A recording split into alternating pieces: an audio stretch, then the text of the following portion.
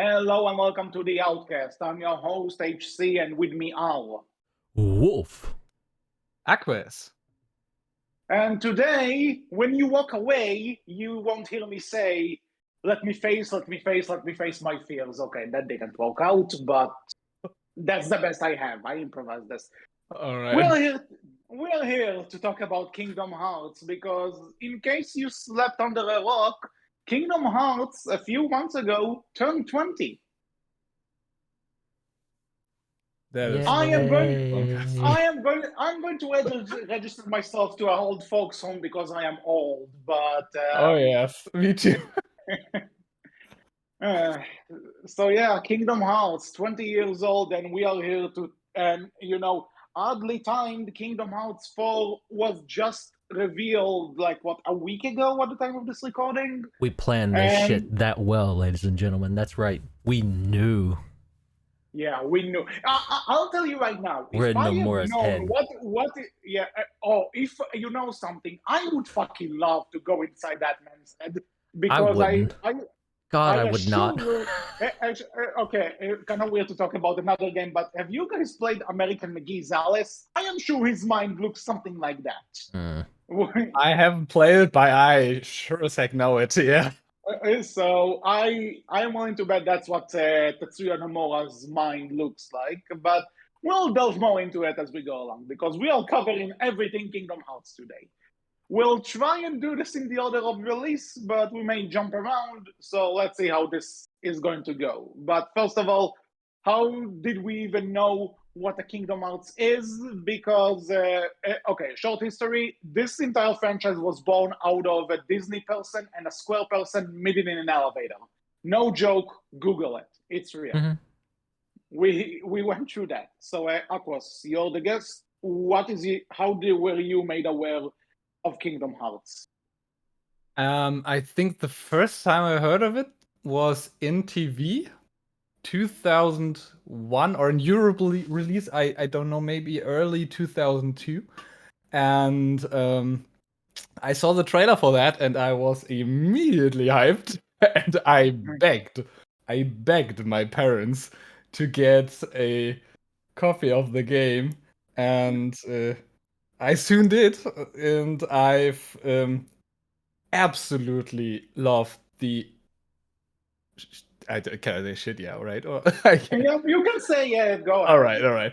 I love the shit out of that game. That was like my childhood. I think I inhaled that, and was like when it came out in Europe at least, near to the release, we can say. Yeah. And from that going on, I think shortly after the release of Kingdom Hearts 2.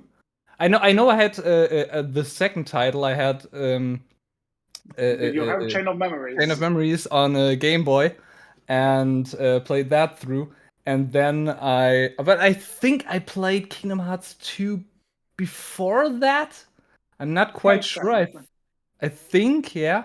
And I have this vivid memory of getting home. It's like partially a bit of a sad story because that was shortly before my parents divorced. Okay. Which is totally okay. And Okay.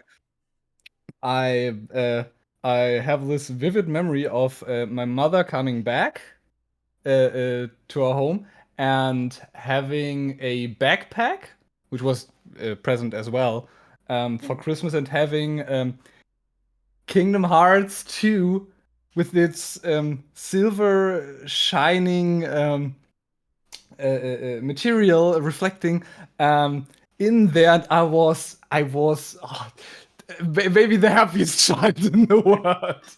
So basically you started with the first game and walk your way from there because Yes. we'll get to the rest with individual games. So just Wolf, what is your experience with the Kingdom Hearts? Ooh, I don't think I actually knew that it was a thing when it first came out. I distinctly remember finding the first game over at a friend's, picking it up and saying, this looks really weird. What is this? And the response was, Disney mixed with Final Fantasy. And my response was, huh, mind if I borrow it? He's like, That's yeah, weird. sure. And he was like, yeah, sure, go ahead. And I borrowed it, probably, I think, completed it with like in a week or so, and brought it back to him after that. And he's like, well, what'd you think? I'm like, it was so dumb. He's like, yep. But it was so fun. Yep. And, you know. And it only got more dumb than there. Like, it But was continued to all stay fun for whatever reason. I don't know how. We'll get to that though, I'm sure. So, But for me, I do remember Kingdom Hearts 2. I specifically, you know, one small story with that one as well. Stayed, like, asked my mom, like, hey, you know, I was in, God, I forget what grade of school I was in at that point. That's how old I am. But, you know, all of my grades are great. I've done all this other stuff. Kingdom Hearts 2 is released. I'd love to go to the store and get it and just play it. It's like Thursday or Friday, I believe it came out. you know what's funny? And so I asked her if I could stay out of school, and she said, all right, yeah, sure. So she just let me stay out of school. You know what's funny? That's kind of my story with Kingdom Hearts 1, only it happened out of chronological order because it was after 2. But anyway, because the thing is that when I got my PS2, still one of the best birthday presents ever. I love this damn thing. But so I also there was also this brochure with all the titles which were out at the time. I got mine 2003, so there was already an extended library by that point. And we were going over it, and Kingdom Hearts was there, you know, and you know the Kingdom Hearts cover art. I don't need to explain it to you. And there was this thing that at the time I had this Donald Duck game on the PC, which me and my friends really loved. So one of those friends is going over it with me, and it's like, wait, isn't it Donald? Isn't it Donald Duck? And I'm like, oh god, yeah, it is. And it's like, wait, that's Goofy. What are they doing here? What are they doing with this? What are they doing with this Chris Thorndike look-alike with the key? What is this game? What? And then I kind of forgot about it.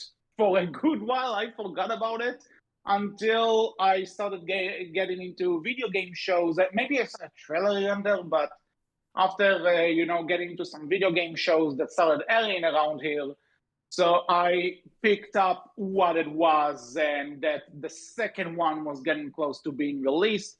So I'm like, I can start with the second game. I started with second games before. I can jump into a series in the second game. That was a mistake for the record, but that was a very big mistake. But fun, and then you know, I kind of went back to catch up on Kingdom Hearts 1. I happened to find that in like a second-hand store. Kingdom Hearts 2, the second game. Yeah, well, tell that to someone who had no idea, okay? I found out about Chain of Memories after, and believe me, we'll get to this. But I caught up on 1 afterwards. I caught up on Chain of Memories, and from there on out, just tried to follow. Key or word being tried, but this is the point where we start talking about them individually. So, starting with the one that started it all, Kingdom Hearts 1. Spoilers, ladies and gentlemen, spoilers. Yes, absolutely. Spoilers to everything. Like you can engage. This is one of those things where we cannot talk about it without spoiling it to some degree, because that is Kingdom Hearts. So spoilers. So darkness levels are at over 9,000. I know that's not Kingdom Hearts, but fuck it, who cares? So well, it's a crossover either way. You know something? Nomura would find a way. Shut up, Wolf. Wolf, you know I'm right. Nomura would find a way. I mean, unfortunately, Sora is in Kingdom Hearts now, so he will find a way. Before we start, though, I'd like to say that Kingdom Hearts didn't just set my direction in liking a game. I have to say, and I want to say that at the beginning, Kingdom Hearts kind of set my job perspective in a way, because around at the beginning of 2008, I started making AMVs. Oh, And we were all there, dude. We were all there. yes, and I've nearly exclusively have done them about Kingdom Hearts, and through that I got my video editing knowledge, which landed me a job in a movie company, and Awesome. through that, in I believe 2010, I started getting connections with people online, which I started composing for them with looped audio, and that part set my music composition part, and now I compose game scores. As well, I'm a computer video game scientist, so it's it partially because I do that as a passion. But Kingdom Hearts Oh. set me up for all of that through my sheer fanatic about the series. I can say so. It really did a bit more than your average. I like the game. Hey, fair enough. It's great. It's great that something that you like so much got you so far. That's really amazing, dude. That's why I wanted to state that at the beginning. But which I have to say, I'm also a critic, or I also critique the series for what it is, not for my biased case. So I get you. I yeah. totally get you. On that note, I can also just say that despite selling Kingdom Hearts 2 being kind of a mistake looking back, that still I was obsessed with that series for a short period of time. But I'm going to be critical, and what better way to be critical than to start with the first game, which I would say I still think it's a good game, especially because obviously if you're going to play Kingdom Hearts now, then you're most likely going to play the HD versions. Either the PS3 or the PS4 collection, one of those, and that's the ideal way to play the game because it's the final mix stuff, and they also had a bit some changes that do make the game more fun, like skipping cutscenes. Fuck. Yes, I remember the first. All right, we've mentioned spoilers, right? Yeah. The first fight against overtaken Riku. Oh, the second one gave me shit, Oh, but okay. fuck me. And the second one, yeah, I believe yes. in Maleficent's castle, Maleficent castle. Sorry, English names. Maleficent, yeah. This tremendously long cutscene before that. That you can't skip if you can't skip, and if you die, you have to go through it again. Yes! I fucking remember that now. Yes. You know what? Why do you want to bring back painful memories? We're here to talk fun things, hopefully. Because you know what? I suffered so much in that Maleficent dragon boss that. Me too. I remember that cutscene word by word. I can quote it right now because fuck that fight. Fuck it.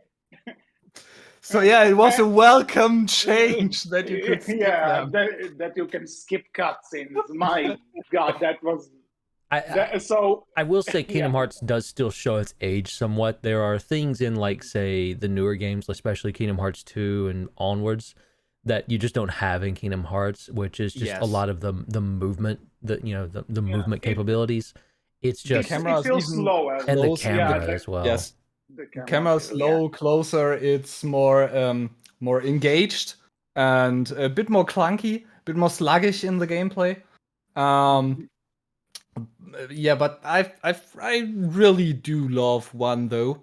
I always say when I compare 1 and 2, 1 is like a two's like a narrative weaving, a complex narrative weaving, and unfolded in the last part, but that we come to. 1 is simpler to follow. Yes, 1 is mysterious, childlike, warm, and wondrous. And honestly, cliffhanger ending aside, the game does kind of wrap itself up. Yes. You know, Yes. it's just, it begins, it ends. There is a cliffhanger, yes, but it ends. And there's Yep. no indication of like, oh, I should probably play this to see what this is about, or oh, let's see what Or in they did with 5 this. more games, I'm gonna get my answer. Yeah. By the way, what did I have to say about this? Regarding the Disney Worlds, I have to ask about, because I remember when I got the game, and there was my mother was in the room, she was doing something else, and I was playing, and she's like, "Wait, 1,000? What? Like, is that the 1,000 that we signed titles when you were a kid?" I'm like, "Yep." And she's like, "Wait, that's Hercules. Wait, that's Pinocchio." Like, what? So like, just because obviously the Disney part is taking a much more priority than the Final Fantasy stuff. Yeah. Was there any would you say that when regarding the first game specifically for now?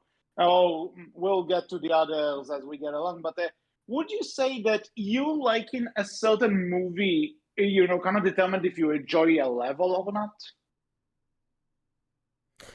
For me personally, it wasn't so much about like the Disney stuff. It was the melding.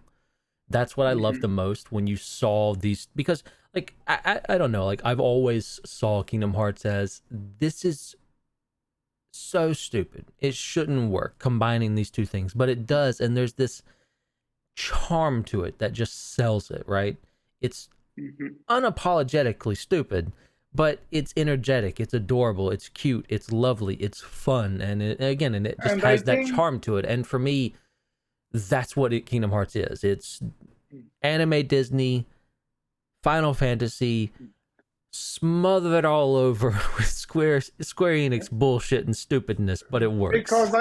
because I think another reason why it works somewhat, right? Because it's not true to all the characters, but that not only do they make the characters look really good, like the characters that you recognize, Mm-hmm. that all of them look really good, but for most of them, they bring the original voice cast back, which Yeah. like really helps sell. Like, I'm still surprised that for the first game, it's not actually Hercules' voice actor. It's Sean Astin of all people, and I cannot not hear Raphael from TMNT 2012 after that show. But hey, they still got him for the sequels, and it's still James Woods as Hades, and you can tell that they are a bit not there because they obviously need to kind of match it to how it is in Japanese, because they are not recording this, like they recorded the movies, but it's still the fact that you hear these voices and like, this is the voices you remember. These are the actors. It helps sells it. It's Mm-hmm. part of Yes. what makes it so cool. And they even did that for localization, because I've played it in German Oh, back really? then. Yes, and Oh, they've that's really cool. gotten all the German voice actors for it too, and all the original ones, and they've voiced the characters exactly like in the movies. That's Um, really cool. that was kind of what I've really come to love back then. Now I mean, with the release, with the HD re-releases, they've Hmm. scrapped that because Final Mix never got released in any Yeah. of that those games never got released in Europe. Hmm. And It was yes, also the there was, thing that it was Japan exclusive. It had the yeah, English voice acting, but it was Japanese translated, yep. which fine, I guess. But okay, so Kingdom Hearts 1, after, talking about, the magic of it and everything, and, the fact that it's so weird, but I still think it's a good one to jump into the ropes with. Like, this is still a good starting point, despite now that it has prequels and all that. This is still a good starting point. Oh, It's absolutely. not Like the, it's still a it's fun not the game. strongest. It's not the strongest, but I'd say, yeah, it's good to start with this one. Yes, No doubt. it has I believe still it's like, if you're, especially if you're it could be based on my memories as well, but if you're like starting as a child, play this one first, or starting younger, play this one first. This is the mysterious one. You don't really know what's going on yet, and it is all like like a like a wondrous, and Yeah. the other ones focus more on plot and on For better or worse. yes, and weave up questions, some unanswered yet. Yeah, And we'll get to those. yes, and though I have to say I've a friend of mine which has gotten into the series more recently, played the first one, liked it, and but after playing Rechain of Memories and starting to play two, he Yeah. quickly said that one doesn't really get to this emotional storytelling level Mhm. and is rather simple Yeah. compared to the others. So Which is he not. liked them more. I get where he's coming from, and I think for the first game, it's a good thing that they kept it simple. It's just Yes. we'll get to it. So, Chain of Memories. Why the fuck was this on the Game Boy Advance at first? Like, what? I know Game Boy Advance was a good selling machine as far as I remember, but I don't know. It feels like they just kind of wanted, like, maybe a Game Boy Advance version of Kingdom Hearts just to, have something. But then they decided, you know what? Let's make it plot relevant for some Yeah. reason. Yeah. And It's a direct sequel. No one would ever yeah, expect it. and yeah, that's the thing because we're not there yet. But and I think Wolf, I showed it to you. Like, go watch Sam Comey's Johnny versus Kingdom Hearts Chain of Memories review, where the opening is a skit of him playing the prologue portion of Kingdom Hearts 2 with a friend who'd never played the Chain of Memories. And throughout the entire thing, he's just confused. He keeps asking questions until Johnny is just like, Chain of Memories. Everything is answered in Chain of Memories. Fuck anime. Yeah, that's exactly it. What did you expect to happen? I don't know. I think it's a very fair assumption to think that you can jump from one to two. And granted, you can, but the questions you're going to have. Yeah. Especially on the at the beginning. But I really have to say, if you play two before Chain of Memories or Rechain of Memories, the beginning is more mysterious or a bit more the first You have 7 days, I think. You're wondering a lot. the You're like prologue. trying to figure out, because I played the second one without playing Chain of Memories.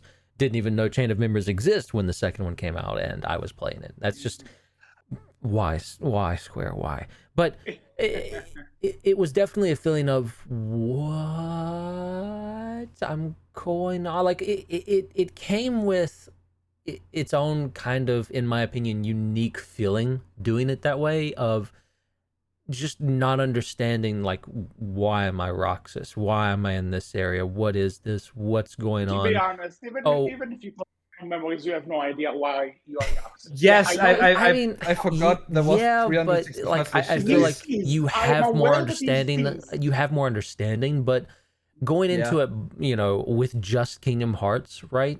Just having played that and finished that and knowing the story of that one, I feel like you're left wondering a lot more what's going on. And Yeah. I think that's why you heard a lot of people say two had that such a slow start, right? And complain about its slow Yeah. start because of that, because Well, they didn't have that experience. But I personally enjoyed that we'll get because to it it. got me way more interested, because of the fact that, again, you had that mystery of trying to figure out what's going on and trying to piece things together. And I think, I personally would give it to Kingdom Hearts 2 in its favor, that it weaves that mystery well enough that even if you don't have that information, by the time it's done, you feel like, all right, I get it mostly. Here's my thing with so actually back to Chain of Memories because Yeah. we need to talk about that one. Oh yeah, yes. Unrelated note though, I just want to bring out that Chain of Memories obviously came out after 2. In Japan, it was even an add-on to 2's version of Final Mix. So obviously, Haley Joel Osment's voice changed.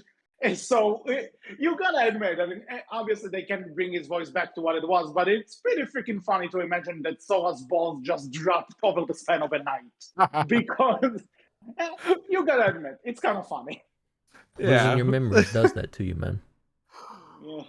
Yeah, like he stepped into the castle and it's like, what? I mean, to be fair, like looking at 3 and some of the other games, Sora is legitimately a fucking boomer, man. Like, dude has zero, like looking at 3, right? Dude has zero understanding of technology. Who the fuck are you? How young are you again? Yes. Please tell me. I think he's like at least in like one Chain of Memories. I think he's like 15. He's a boomer, and like he might be that young, but he's a boomer at heart. He's an old man at heart. By he's the too way, dumb not to be. What? Speaking of, so before we get to the play, just Chain of Memories, I'll just come out and say, no matter what version, I don't like Chain of Memories. I love Chain of Memories. Like it's me too. Okay, I'm sorry to be the downer. I just no. It's fine. I get it. Like that is what we're here for it's right. Different opinions. I'm absolutely certain it's not going to be a game that's for everyone because it's vastly different from the first game and from pretty much everything else in the series. Really, like it's where, hey, we have this side game, but it's actually a direct sequel. And we're just going to experiment. And I thought it was a great card battler. Like, I think it's super fun. And the fact that you can, admittedly, absolutely break the game with certain strategies if you're really good at card games. In Chain of Memories, in Chain of Memories, I've seen people like every Riku battle, they just demolish that poor fucker. There's like this thing where like you have like the clap spell, and two keyblade combinations, and like you play that dude has no chance. Yep. Okay, you just stun lock the guy, and I don't just mean it with the fact that you beat him up with a key. No, you lock him in place. He can't escape. Mm-hmm. But like the thing for me is that I agree that the card system is interesting. There's something to be done here, but at the same time, there are a lot of actually in this system, because basics, you have a card, you play it, and if it's a lower value than your enemy's card, then you take the hit. If your card has a higher value than the opponent's, you manage to hit him. Okay, fair enough. You can have a few cards combined into a combo and it racks up the number. Fine. But then there's this thing where if I play a higher volume card than my opponent, but the card is plain, then every card he uses can break mine, and that includes combos. What? Huh? And then there's like this entire thing. Well, I played the first game, so I know, okay, a potion card, that should get me my health back. Nope, it refills my card deck. And, okay, an explanation would be nice, game. Just let me know. And then there's this entire thing of, okay, you are traveling the hub world. Oh, I can just use this card to open this door, but then it will lead me to this kind of room with a bunch of enemies that can kill me. But if I use this card, I'll get a save point. If I use this card, I'll get a freaking lunch. And if I use this card, I get this. Stop. Let's stop for a second. I don't mind the card system. I just think they went a bit overboard with that, and at some point it just got aggravating. That actually broke me. I just can't. That was awesome. I've just imagined there's like this one guy from Organization 13. I forgot him. He has a shield. What was his name again? The shield. What's his name? Besides Lockstein and Axel and Marluxia, maybe. I don't. Who's the shield one? I'm just searching Kingdom Hearts shield guy. Okay. That is. And you Vexen? get Goofy. Is it what was Vexen? I don't know. Vexen? I think could Vexen, be. okay. Yeah, Vexen. No. Yeah, it's Vexen, right? Well, Vexen. Okay. How could I forget that he's wielding the shield? Okay, so Vexen. He's not. He that has like these extremely hard to beat counter cards which he's against playing against you, and his battle is like the hardest battle by far in the game. And I just imagined you play a card, he's actually I get to play my cards now. Yeah, that's it. Just That's- broke me. Oh, I had very little problem with Chain of Memories, but I also love card games. Love them. I've made a system card game. I played.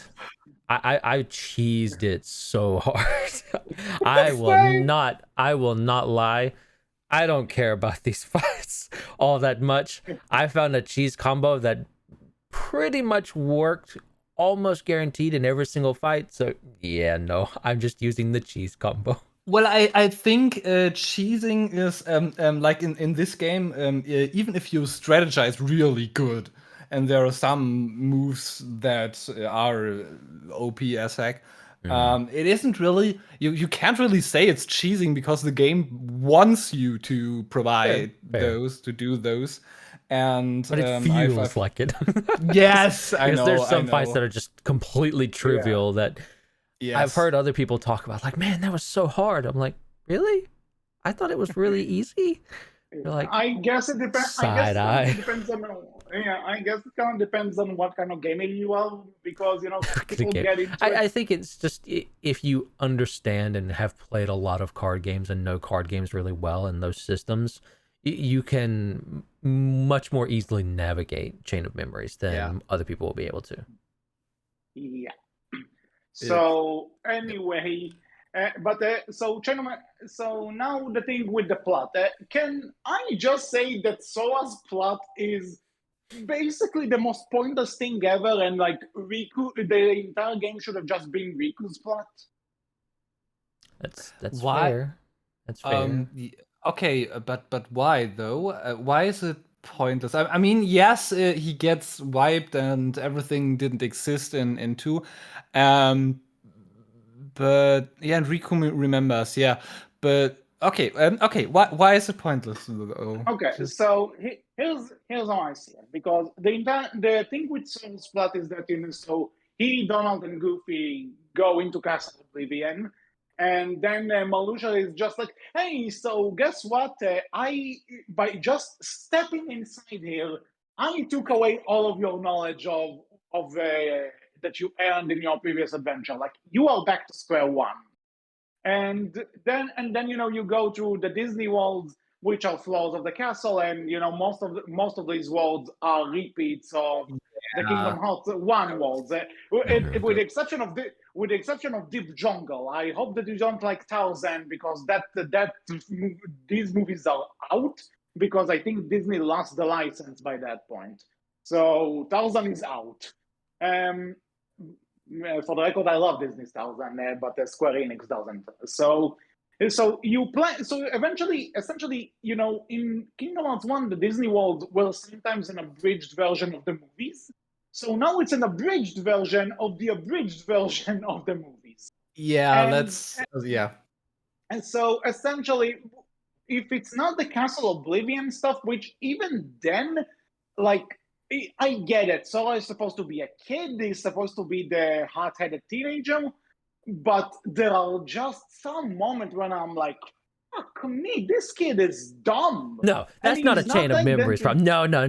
That's not a Chain of Memories problem. That's a Sora problem. This kid is fucking stupid, and I hate him for it, and I just want to slap his ass sometimes. Like, oh my god. Here's the problem. I think where this is where this problem begins, because he wasn't like that in the original game. He was. It's just you didn't recognize it because he's new to it all. He doesn't get it because it's all new to him. So I don't blame him for No, being but stupid, okay, but no, no, actually, he's actually, stupid. tell me, when did you feel he was stupid in the first game? Just to ask that. Whenever it happens, Oh, where he's so you just can give me an example. no, let me finish.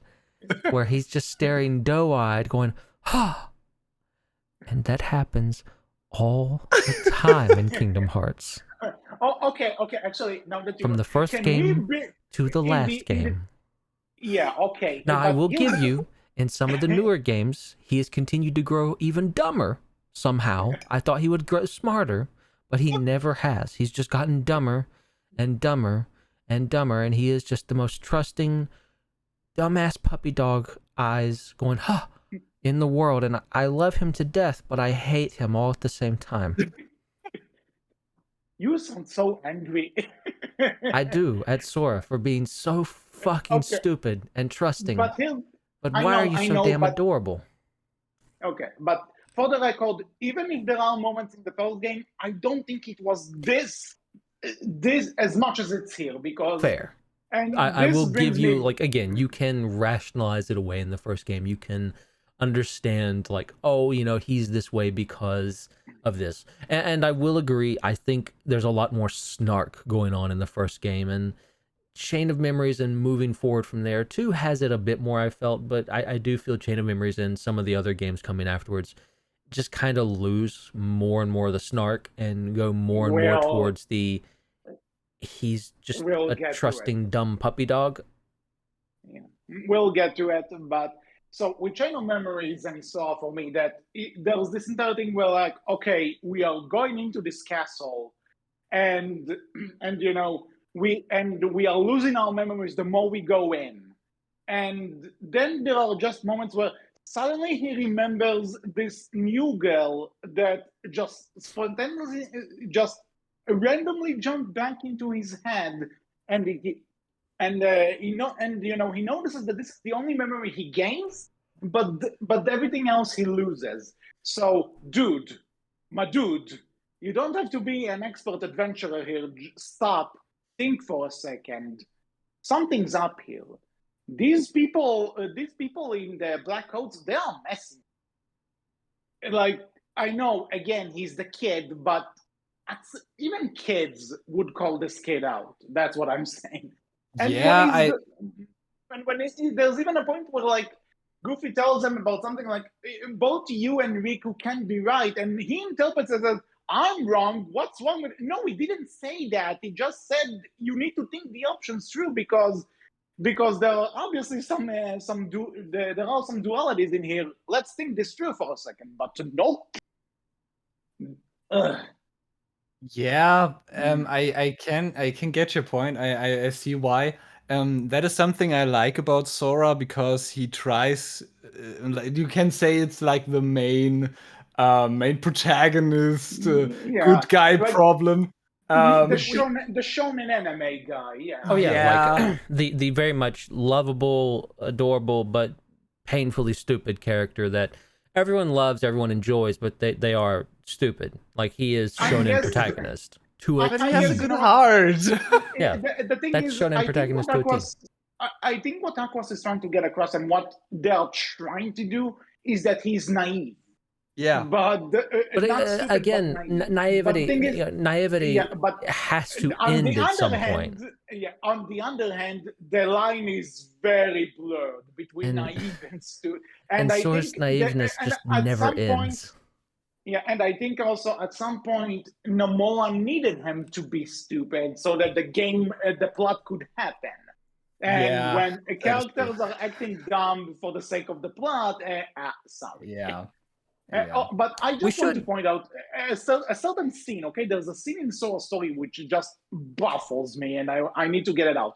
So it's kind of early in the story where they realize that, yeah, you know, we are slowly starting to lose our memories because they're like, wait, we remember that Sora turned into a Heartless at some point, but they but they also kind of don't remember the specifics. They don't remember that it happened in a castle. They don't remember some other stuff about it.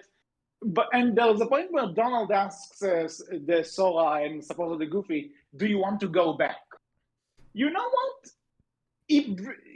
It's probably not intentional, right? But would going back actually fucking work? Because if Marluxia is to be believed, then even if they just backtracked on the entire castle and left, they would still miss everything they lost when they first got into the castle. So, honestly, what would going back actually do? And, or better yet, could going back actually fix everything? Because if so, that's the easiest fucking antidote ever. Because, and also there's this entire thing where they reach the end and beat Marluxia and everything. Namane tells them, well, you can choose between keeping your memories that you obtained in this castle, or go back to what you were beforehand and forget everything about the castle. So there's literally no middle ground here. Who said that they couldn't just leave it there? And that's one of those stories where it's you can probably say, oh, left for interpretation, but I'm also like, no, I think they just didn't think this one through.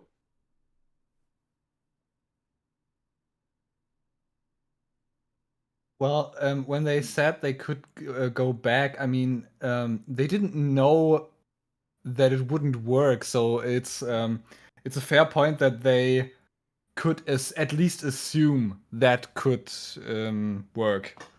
It's but I just see a point. Also, Chain of Memories worked as an introduction for the organization 13, and therefore I think even Sora's plot isn't aimless, because you see I'm not how saying they that it's necessarily pointless. I'm just saying that with some rewrites, because Riku gets introduced to the organization too.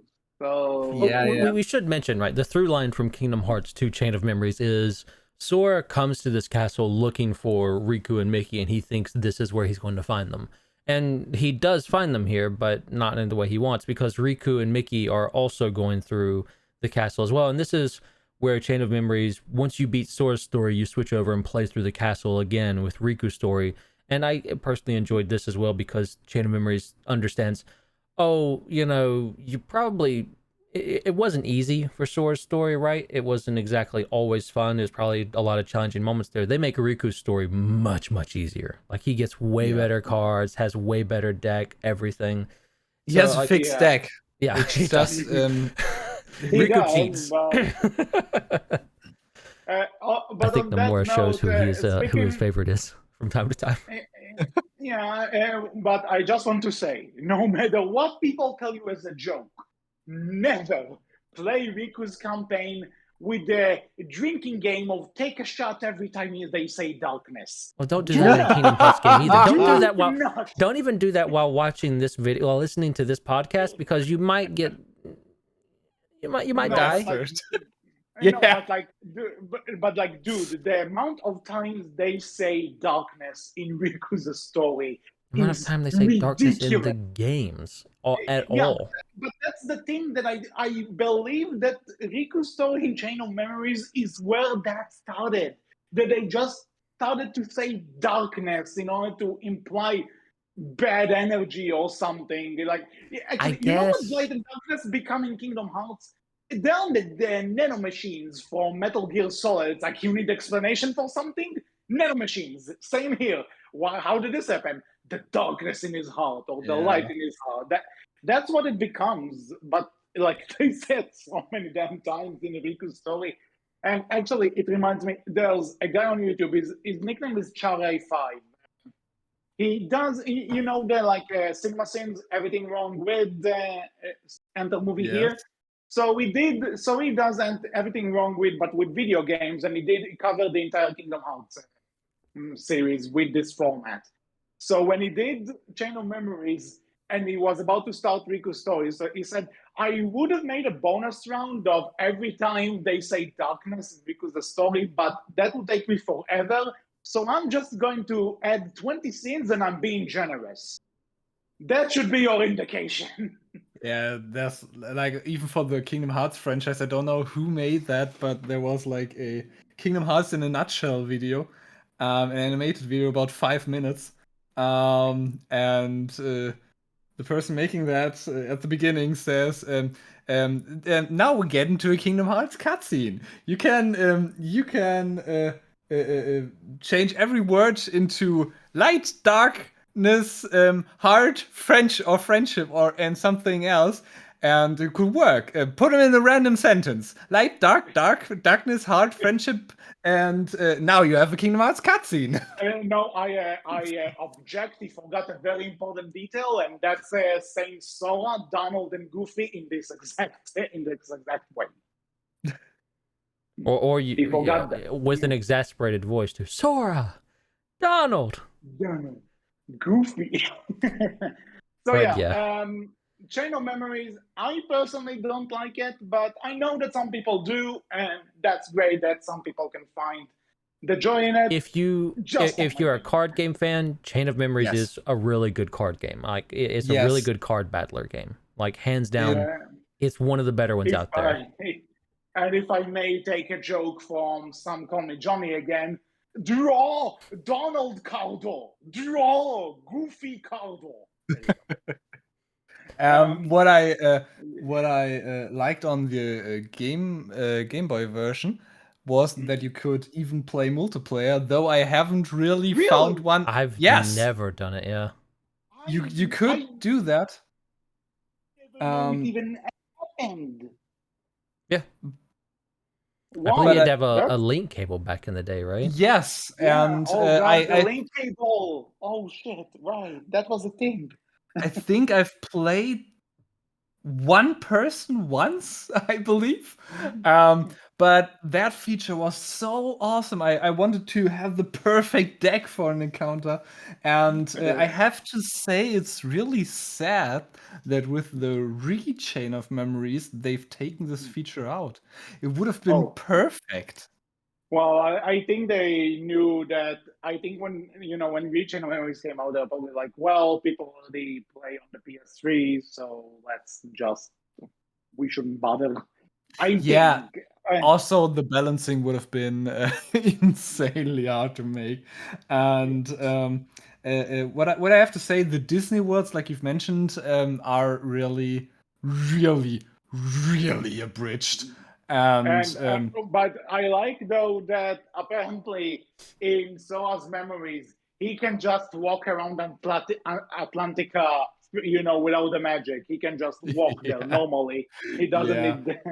Yeah, it's for Enrico's parts are even more abridged. Like the abridged version. So that I have to say, I've played that game for the plot, the cool card game, and all around that I did not at all play it for the Disney World. No. Yeah, just there because it's Kingdom Hearts. So anyway, Kingdom Hearts. At this point, 2. you're either in or not, right? Yeah. And getting into Kingdom Hearts 2, you are most certainly either you're into Kingdom Hearts story or you're not. Kingdom Hearts 2 is my personal favorite Kingdom Hearts game. Absolutely. Yeah. Okay. So 3's come out. I've played 3. Yeah. I still like 2 way more than 3. 2 is like the thing which made me obsessed. And I would still go back to that game. It's so much fun. But before we get into it, I just want to say, kind of, because when Kingdom Hearts 2 came out, it was starting to be that point where I was starting to get into the internet and, being on video game forums and stuff. So just a funny story is that I was in this I didn't really comment there, but I would just like going through the pages and stuff. And there was this Kingdom Hearts 2 topic, big forum topic, where people just started talking about the plot at some point. And somebody just talked about Axel dying without marking it. It just said, man, Axel turned out to be really gay when he died. It was 2000. Oh my God. True though. And that's the thing. And then another guy was like, yeah, thanks for the spoiler, bitch. And he was like, that was not a spoiler. That's like an easy spoiler. It's like compared to the other shit that happens, this is nothing. And people just started having this big ass fight with this guy. about what counts as a spoiler and what doesn't, and who does he hold himself out to be by determining what's a serious spoiler or not. And then he just went on this long ass rant about about how he doesn't care, and that in his next comment we can read the ending to the entire game. He doesn't give a shit about these people, and it's not like he said something so awful. And then he gave 2 examples to like serious spoilers. Those Wow. those 2 serious spoilers were if Sora went kaput, like if Sora died, or if Mickey Mouse had sex with his wife.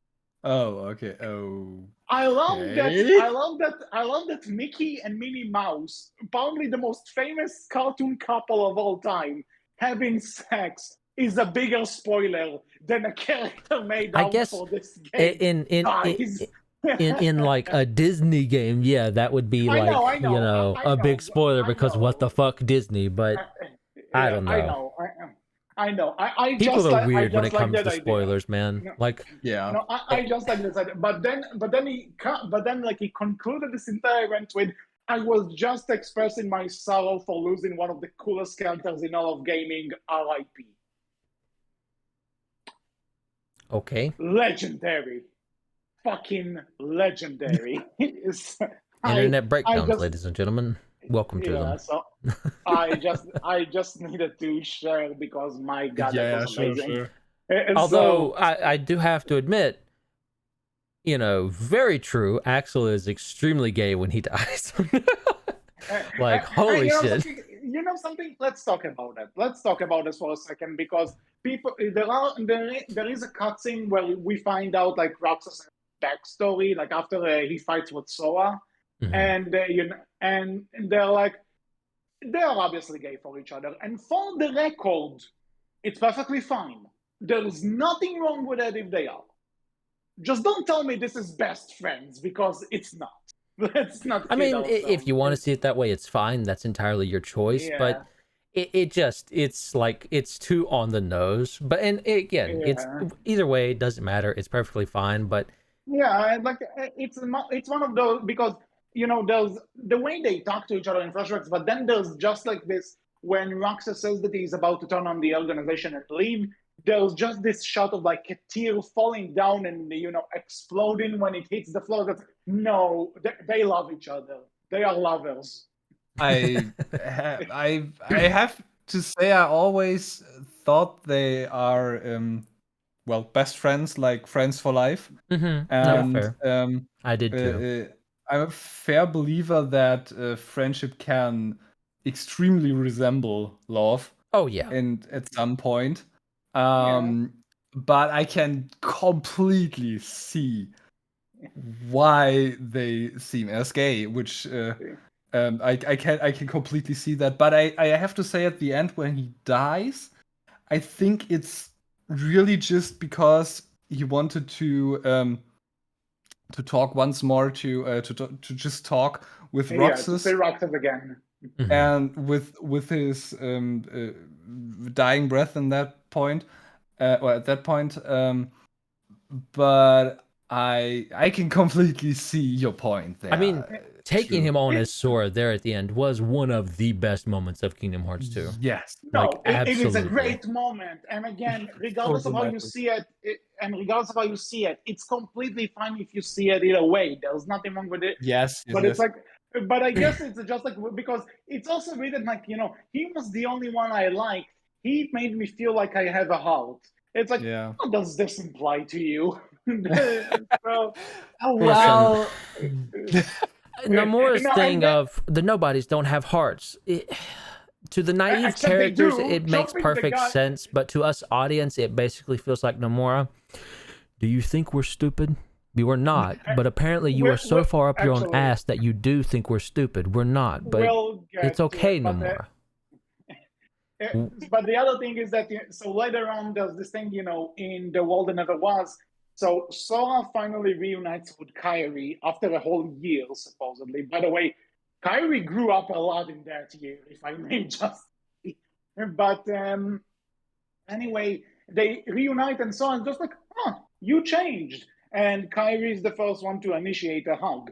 But then when Sora is reunited with Riku, like, he falls down to his knees, he starts crying, and it's like, are you sure Kyrie is the one he loves? Yeah, because because with Riku, he knows Riku has fallen into the darkness. Yeah, I And know, but it's he's just, you know, yeah. But I know what you again, mean. if anyone tells me that like they ship all the male characters and they think these games are extremely gay, I get it. I understand. Yeah, I get it I don't too. do it, but I Yeah. absolutely Yes. get where you're coming Yes. from.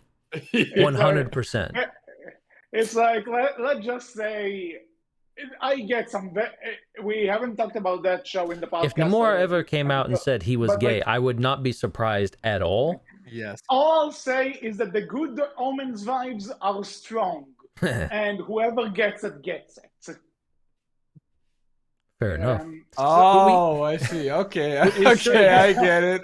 We've been talking about this quite a bit. We should Alright. mention Kingdom Hearts 2 introduces Roxas, a new character who you play as for about the first, I want to say hour, 2 hours at most, depending on how slow you take it of the game.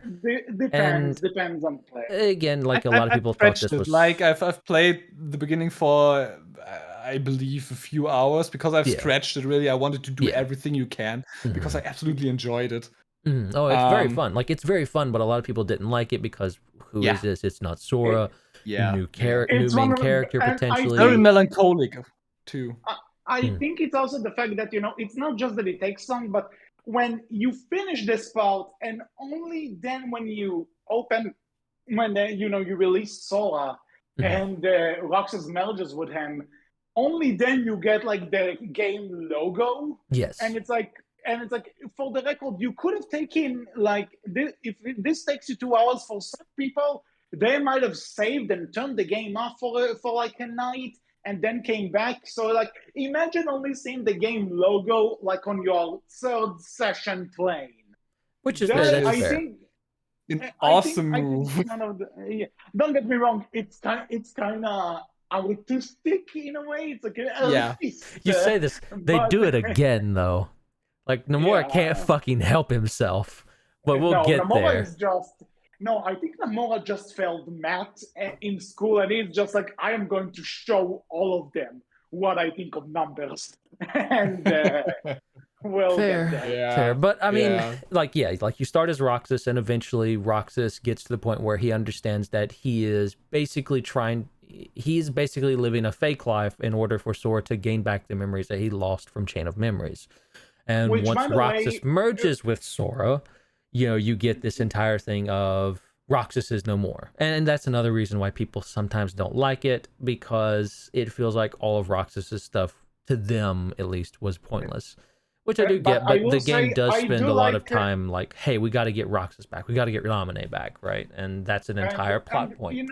I think the problem is that it could have been a legit good mystery if it just wasn't stuck at the start of a sequel to something that was already established. Like, if this entire thing was like, because let's say if the entire Roxas thing was like, obviously it didn't exist back then, but like if it was like a Netflix miniseries, it could have totally worked. Like, there are cool stuff there that could have filled up a plot or something, but this is a prologue to a game that can last 50 hours.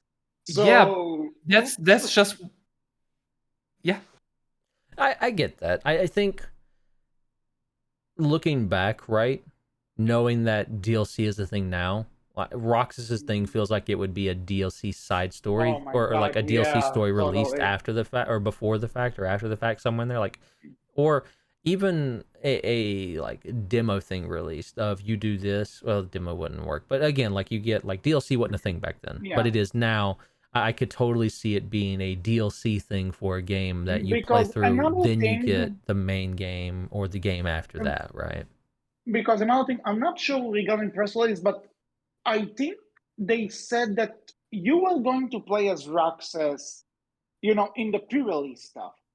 Like, they did. I believe so. Like, they didn't keep Roxas a secret, I don't think, if I'm not mistaken. Because somebody said that, he thought when they announced that there's going to be another playable character, so that you'll be like Sora. You could unlock his own abilities, his own magic, his own stuff. And essentially, it's not what it is at all. It's just kind of an excuse for when Sora wakes up to kind of be already kind of leveled up and somewhat on par to what he was in the first game, so that he won't feel completely from the ground up. It's basically It was, we're starting you over at level 1. Wink. in a sense, yeah.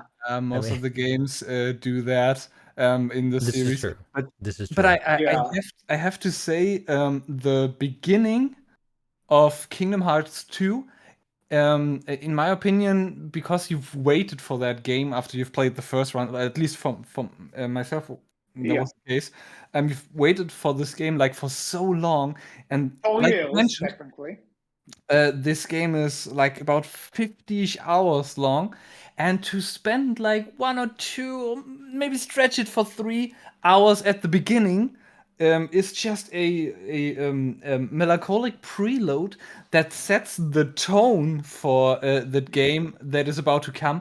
And if you've played Chain of Memories, you know at least what could be going on, or what is about to be going on. And if you've and that comes out after though. But now, if you've seen 365/2 days, and then play or revisit no, or no, no, rethink. no.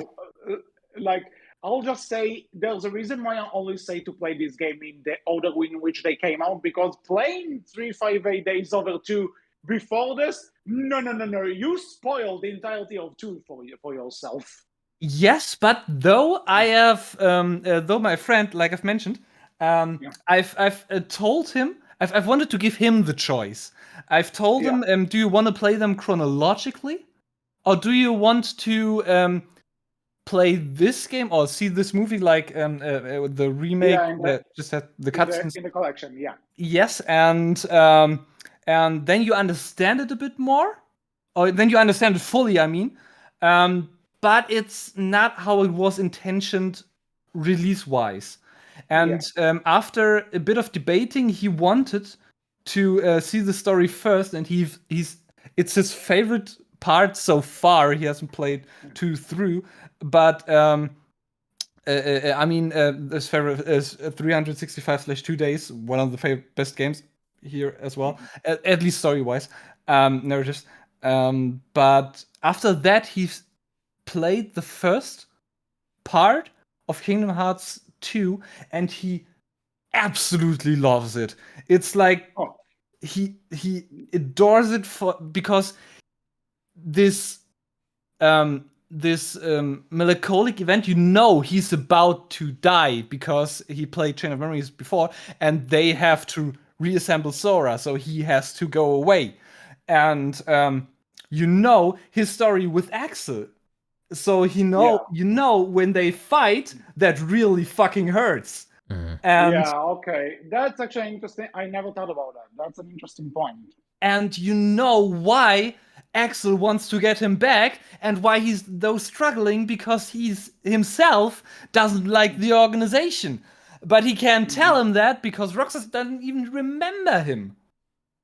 And all of that mixed with the final fight against Axel, and him coming to realize, to see Sora before himself, and then giving himself up because he has to.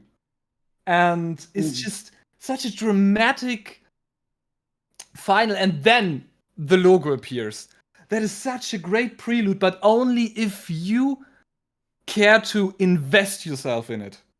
Yeah, which fair. Okay, I can see that. That's a good point. It's very interesting because there's very different ways you can experience Kingdom Hearts story, right? And how to go through it. If you do just play it chronologically, you will come to understand it and know it, but there are like ways that you can play through the games that will make things much more meaningful to you personally, potentially, but may not necessarily make sense. But now that Aques mentioned that, like, if you were to jump into the series with like the collection as they were coming out, and I have a friend who did, So he he played one and then read Chain of Memories, and then he just watched the 358 Days over 2 cutscenes because it's on the same disc, so might as well, right? Mm-hmm. So it's interesting to think that now, and I think in the PS4 collection that they are also arranged like that. So yeah, I think they definitely, like Square Enix and Nomura definitely wants you to experience it that way, right? Yeah, because I always thought we'll get to it when we get to that game soon. But I was like, oh, it's spoils too, so really no reason to play it before, even though it takes place before. But it's an interesting idea. You know what? I credit to your friend. This gave me a new perspective. That's cool. Now, another thing I want to say though about too that I'll say that Kingdom Hearts 2 is the point where the story that this is the last one where the story is still somewhat coherent. But I also say that this is the one where hold on. No, go ahead. I'll wait. But this is also the one where things are just starting to fly out the window. But I do like that point of writing when the prologue with Roxas is done and Sora awakens. He tells them, "Looks like my summer vacation is over." That, something, that is actually a really good line, considering they were just at the end of summer vacation, and now when Roxas, understands that he needs to go back into Sora, and that's basically the end of it. Yeah, it is kind of like his summer vacation was. So you know what? I kind of like that. That is a good line. Credit. Yes, I absolutely love it. I just can't. So Wolf, you waited. You say that Kingdom Hearts 2 is the last time the story starts to make the most sense. I feel Kingdom Hearts 2 is the last time we really get what I feel is in my opinion, the magic that kind of makes this all work. And not so much the magic, but like the storytelling focus or like drive or vehicle, I suppose you would say, the thing that kind of glues it all together, that makes it work, is the fact that in the later games, Nomura has taken to, like, for example, go to 3 or Dream Drop Distance. You go to Disney World, you play through Disney World, person appears up in shadow, black hooded a person appears up in shadow, feeds you a small smidgen of story, and disappears. Go to next Disney World, rinse, repeat. Go to next Disney World, some story comes along. Go to next Disney World, rinse, repeat. And these two things are not connected at all, hardly. Like the Disney Worlds and the organization stuff and the person who appears to give you that small smidgen of story aren't necessarily connected. Sometimes they are, but very rarely and very minimally, until you get to like the final half or quarter of the game where you're just inundated. And this is Kingdom Hearts 3, and we'll get there. But Kingdom Hearts 2, I feel, has something that Kingdom Heart that I don't understand why Nomura does not want to do and hates to do anymore. Though I kind of do get it, because Nomura's so much up his own ass, is that Kingdom Hearts 2 has the Final Fantasy characters. The Final Fantasy characters in Kingdom Hearts 2 and in Kingdom Hearts, like, I remember Squall and all of, I believe it's Traverse Town, like, that's your story vehicle. Those are the ones who feed you all the information and help you to understand what's going on. And they do the same thing in Kingdom Hearts 2. And that's why it fucking pisses me off, damn it, when you have the creative, like the co-creative director come out and say, well, the Final Fantasy characters aren't important to Kingdom Hearts story, so we see no need in continuing to keep them on. Fuck you, you bullshitter. You just don't want to do it. Nomura just doesn't want to do it because he's so far up its own ass, because he would rather do games he's created. Fuck you, Nomura. I love you, but fuck you. Note, one, you can love someone and fucking two, just saying. But on the other hand, seriously though, I actually heard I heard that he just said that because Kingdom Hearts became so popular on its own, that they saw no need for the Final Fantasy characters, which is still bullshit, because explain the Disney worlds then. To me, oh god, yes, true. But to me, like, again, maybe I'm just bitter and old. But that's the magic for Kingdom Hearts for me. That's like what makes it so enjoyable, is seeing the rare instances where you get like those Disney characters who do get to break out of their Disney story and actually have character, like Maleficent, like Beast for Hollow Yes. Bastion in Kingdom Hearts 2. That was so great. Like seeing Beast be something vastly, or in Kingdom Hearts 1, seeing Beast be something vastly different from the character you know him and remember him as, right? Getting to see them break out of the Disney mold that they're stuck in Which, and do Yeah. something still different. and speaking of which, say what you want. I enjoyed a lot of the Disney Worlds in too. Like even if they were retelling of some of the movies, like I enjoyed seeing these characters in also 2 because you also also felt get like kind of it took a bit more leverage. Not all of the Disney worlds were just repeats of their Disney stories. It felt and like, at also least to there's like me, it felt kind like there of was more going on there.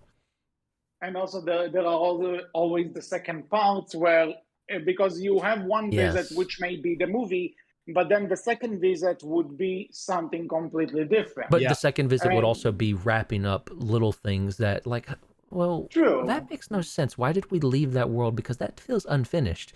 And you come back to it because you have to, because there's more Yeah. going on there and Yeah. you need to finish up things so you can get to the end point and the end goal of defeating Xemnas. You know what? So, man, I had something with Disney World. Okay, so I'll just say, Lion King, favorite Disney movie. So glad to have it here. Yes, Just it's getting probably Yes. one of the best worlds. in. By the way, I like that there's a really small moment that when you just enter this world for the first time and you talk to Donald in like the save point room, and it says, I think if Kylie saw you like that, she thought you'd look cute. And it's like, aw, look at him. What a good wingman. Anyway, so walls that you liked in particular, because I am obviously biased towards Firelands God, I don't because even. favorite Disney movie. It's been so long for me for I 2. What need worlds? to, Like other than Lion King world. I need I will to. say I look like up. I like how the Pirates of the Caribbean look, because it's so fun to see them being like all baby fighting, but then you see them with these like realistic quote unquote designs and everything that look pretty freaking cool. I mean, yeah, like Lion King was definitely, I think, like, and Port Royal, yeah, those were 2 that were very much top of the list, I would say. Mm-hmm. All right. I've just opened up a list of Same. worlds from that because it's long ago. I think, and I don't quite enjoy Winnie Pooh that much as a child, even though. But I think 100 Acre Woods in Kingdom Hearts 2 was the best 100 Acre Woods impression Yeah. of Where all games. there was I mean, that's also kind of the last point they had that world, because it never came back. It's Yeah, well, it came once back It's in 3. It's in 3. It's just nothing but minigames. I know. Oh, that is a that's dumpster fire. That's the joke, though, that it lasts 10 minutes. Oh, yeah, yeah. That's the joke. I know Yeah. it's back in 3. I know. Yeah, We'll get to it's- 3, man. I have some shit to say about 3. I will Okay, say I so- personally really enjoyed the I enjoyed Olympus Coliseum because, again, like, that's one of those things where Olympus Coliseum, especially in 2, felt like they were willing, and even in the first game, it felt like they were willing, and Abe and Disney allowed them to really experiment and really throw the Final Fantasy characters in there, because seeing Cloud versus Herc, or seeing Auron come in to save your ass from Hades, and seeing Auron betray Hades as well, those were fun. That was fun stuff. 10, right? Yeah, Final Fantasy X. Like, I love Auron as a character. He is so great. But I loved seeing him come in to save you. Like, that was such a oh shit moment for me, right? Because I love 10. I know a lot of people don't, but I love 10. And seeing Auron come in just to save your ass from Hades and save you from getting, like, decimated is just, oh shit, let's go, my boy. That was really cool. Yeah. Yes. Yeah, like, I loved that moment. And 2 has a lot of things like that. Yeah. But I also like that, so there's like the second time you visit Hollow Bastion. And seeing the little And the girls from 10-2 be like these little gremlin pieces of shit. I love that too. The little fairy gremlins. So the second visit to Hollow Bastion, a few things I want to point out there. One, I don't know who decided to give Tony Ansello, the voice of Donald, the opportunity to say, look, it's Sephiroth, but it sounds so freaking weird. Hearing Donald fucking Duck saying, look, it's Sephiroth. like, Kingdom Hearts is dumb, but it's amazing.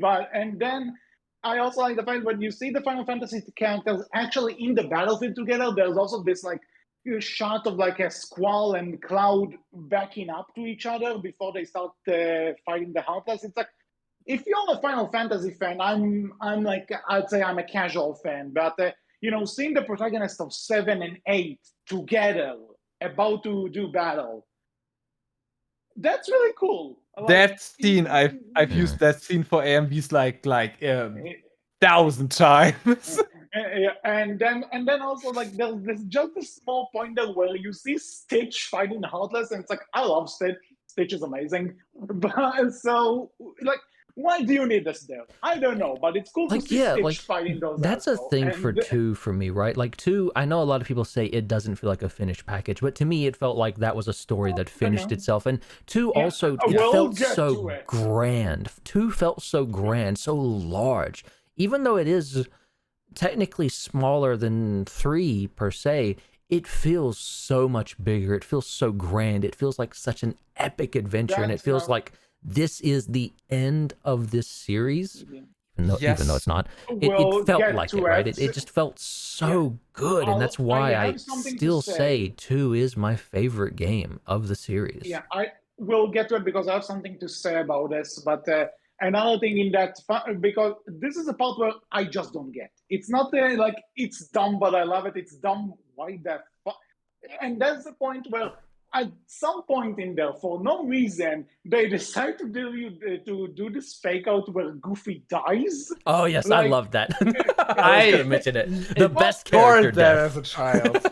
I was so invested. I was like, no, Goofy! Literally don't 5 seconds later, after you get through shouting it out, yuck, I'm alive again. Oh, cool. And the best part is that, they like play it straight, and like, when you see Mickey take off like that organization suit, and you see like his red, the red shirt and stuff, and like you hear this epic music playing, like, yeah, I mean, and then like you hear Donald do like the tantrum sound, like he's ready to see some blood, he's gonna taste some blood, yes. and then like 10 minutes after like maybe 15 minutes of gameplay, it's like, oh yeah, Goofy's alive. yes, I know. But Mickey's moment where he could look sideways, we see just the mouth parts in a side cut, like they'll pay for this. And then he removes his cloak, and his keyblade appears, and he runs in front. That was just an awesome scene. Yeah, but it's also like, you see Mickey fucking Mouse go, they'll pay for this. Like. I know, but that is so awesome. It like I know. That was Disney showing its true self just for a moment. We got to see it. Yes. That was Disney taking off its dark hood and showing its true form. No. Better yet. This is Mickey whenever someone takes Walt Disney's frozen body out of the Disney vault. They'll pay for this. Yeah. But yeah. And then, of course, the 1000 Heartless battle. That's really cool. And I loved that battle. That was just so cool. I tried to not use the triangle combat because it just finished too fast. I mean, I get that. I kind of love the reaction commands. I know a lot of people, and we'll talk about flow motion when we get to it. I'm on the fence about it personally, but I did personally love the reaction commands back then. Like, yeah, it was very simple, just mash triangle and cool things happen and you do a bunch of shit. and it looks really cool. Yeah, but it also kind of gives you the idea that like you're still doing it, even if it's not requiring. But I know a lot of people do argue that flow motion is more in your control, and you are doing those things, and you can make it look really cool. But I'm just not as sold on flow motion. At least the experience I had with it in Kingdom Hearts 3. I know some people say Dream Drop Distance was a lot better, and I think it probably was way better in the motion. We'll get to this. Yeah. All right. Okay. You're gonna hear that. I like though that they take a shot every time you hear "we'll get to that" in this podcast. After 1.5 hours, we'll get to that. We'll get to that. We'll get to that. Well, buddy, I think you should really put some, time codes for people. Oh no, God no! I'm not doing that work. Do the work yourself, people. I'm too lazy. Anyway, so back to 2 for a second. It's gonna take more than a second, but okay. Another thing I really like is the scene where Sora and Roxas fight in like Sora's mind, is it? Something like this? I've used that scene also in several AMVs. I know it by heart. But the thing is, I know about it too, but another one, I like the choreography. It's great. And 2, I also, I just remember there was some guy at some point, I don't remember if it was even on YouTube, who took the Japanese scenes and put, random English subtitles there that it's obviously not what the characters say, but it's like they're saying it. So he took that scene and it's like, when Sora goes, "You can be Riku," and Roxas goes, "Riku, I defeated the Riku once." And Sora goes, "You what?" And Roxas changes the topic to "Tell me why it picked you." So he translated to, "I killed Riku. Why? He broke my phone." I don't know, it's dumb, but it cracked me up. I was a teenager, I was stupid. Not much has changed. Oh, well, thank you. I'm still, somehow, despite just turning 29, I'm still the youngest one in this room, so yeah. I'm not sure where I was going with this. Anyway, back to Kingdom Hearts 2. So, in terms of the plot, again, I refer back to Sam Call Me Johnny because he's the best YouTuber. He said in his Kingdom Hearts 2 review that he thinks Nomura is a person who doesn't necessarily have a clear plot of what he wants to do. He kind of writes as he goes along. He's by the seat of your pants. I think they call him pantsers, right? They literally. I don't know if there's a term. There is a term for it, I believe. They're called pantsers, I think. They very much they write as they go along, and sometimes it makes sense and all works out in the end. Sometimes it doesn't. So the thing is that Johnny mentioned in that video that he got that idea about Nomura starting with this game. I agree that Nomura gives that, idea, because I agree that it feels like sometimes he just writes whatever the hell he wants and he doesn't have a clear end game. And there are examples for that, which we will get to. Look at any of Nomura's other games. But I don't think it applies to Kingdom Hearts 2 because I feel like Kingdom Hearts 2 kind of does conclude the story. Because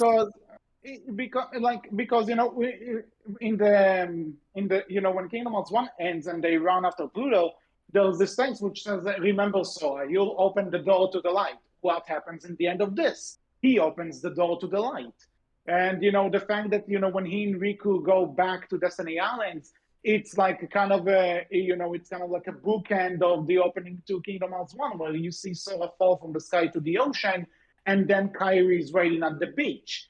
And there's this entire thing of Mickey, Donald, and Goofy going back home, and this entire thing. It feels like and obviously you destroy both the Heartless and Nobody of Xemnas, which, by the way, that answer twist, that talk about not being ready for that one. But it feels like, we were kind of walking towards that. And they leave that cliffhanger with Mickey sending them a letter, but you could just argue that, you can make your own stories about what happens there. The story itself kind of concluded.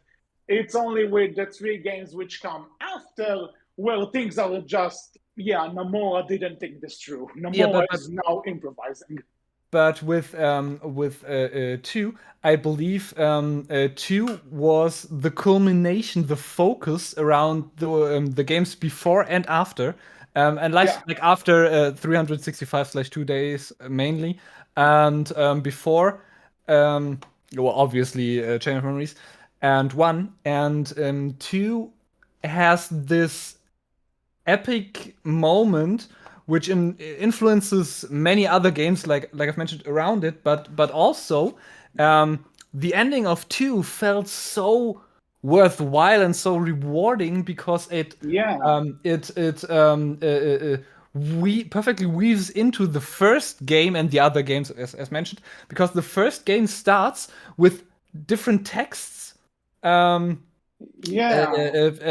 on the screen, and those are the texts that at the beginning or early midsection Kyrie puts in a bottle and sets afloat on the Destiny Island, and in the end, and that's the letter that he saw. That they read, which opens the door to the light, and that with the music, the orchestral music of Simple and Clean, playing again, which is the intro for the first game, and having Sora read out that text just perfectly wraps that all together, and them rejoining all together, which was his which was in the beginning of Kingdom Hearts 1. They were all at Destiny Island except for the Disney characters, and now they're all back there again, plus all the friends they've made along the way. It's just a perfect wrap up. And also there's this little bit where, when with Sora and Kyrie together, then Roxas and Naminé are together too. And yes, that is such a great scene. Yeah, there you go. It's there, but not Kingdom Hearts 2 made money, so now we need to expand. And expand they did. I mean, Kingdom Hearts 2, I can at least feel like, okay, there's more that can be told here. There's more to come, and there's more that can be done. But Kingdom Hearts 2 definitely feels like, one, it shouldn't have been labeled number 2, but that it feels like that's where they should have ended it at. Like it feels like that was a good ending point. I will admit, I do think 3 has a good ending point too, but we'll get there. We'll get there. So just take 2 more shots. I'm gonna just say quickly about 358 Days Over 2. Coded came first. Recoded. What? No, didn't. No, I'm sure that Days came first. Days did come first. In like chronological release order, 358 Days Over 2 was 2009. Coded and Recoded was like 2010 and 2011. I think Coded was earlier. No, really? Coded was not. Okay. No, it was. Coded was in Japan. Yeah, it was earlier in 2008. I meant Because original it was release. the mobile phones. Yeah, I remember that shit. Okay, so here's the thing about Coded. I haven't played any version. I just saw the plot. I think it says something. Here's what I have to say about Coded. Why did we need an entire game based on what Mickey wrote in the letter at the end of 2? Coded isn't really. I'd say Coded is the worst of all. I think so. I'm just going to give an opinion on Coded and 358 Days Over 2, and just these two. They're my least personal favorites. I think it says something that both of these games kind of in the final mixes, right, get turned into just, hey, here's the cutscenes for them. They're not the greatest of designed games. They're not the best Kingdom Hearts games. These are some of the weaker in the series. Coded is literally a phone game that was turned into a DS game, and 358 Days 2 is straight up a DS game. Better than Coded, at least, but they're still they're okay. They're not the best. They're not the worst. The story in 358 Days Over 2 is a lot more important and a lot more enjoyable than Coded is, but Coded overall is just kind of meh. It's very much the meh of the entire series. Like the most meh. So Coded I haven't played, but like when I watch the cutscenes, okay, fine, pretty cutscenes, but that's really it. Like if There you was get the Yeah, I final just watched the mixes, cutscenes as watch well. the cutscenes. They literally have them created into a movie in the final mixes. You don't have to Yeah. play the game itself. And If And you're even that desperate, movie you is okay, not can that find it important. for DS still as Kingdom Hearts Recoded, but ultimately it's very minor. You don't need to, other than watching the cutscene movie thing. And again, as Aquas just said, it's very minor. It's not, if you miss it, you're not missing The anything only story-wise, thing that really. Coded really puts out, I like the ending scene where Sora is confronted with Roxas, or image of Roxas, and an image of Sora is confronted with an image of Roxas to make it more yeah, convoluted. Mm. And it's a JPEG versus PNG. Go. yes, and then having Namini, the image of Namini telling the image of Sora, Oh, okay. Sora This is about all of what was in him, and that he has partially something, and then Mickey writes that in his letter as well. But also what it cleared out is that Maleficent is searching for this paper, or for this. Or at least heard of this paper that can have emotions, but it's not the one we've seen in the movie, like Union X Cross, or Union Cross X. dude. Um, Dude, somehow I'm just having a headache thinking about all of this again.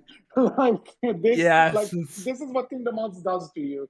yes, But uh, okay, I just want to say regarding this: when we say that Coded was a mobile game which was turned into a DS game, something I found out: the DS version has an extra ending because it came out after Bird by Sleep did, so people already knew about Xehanort's original, original form then.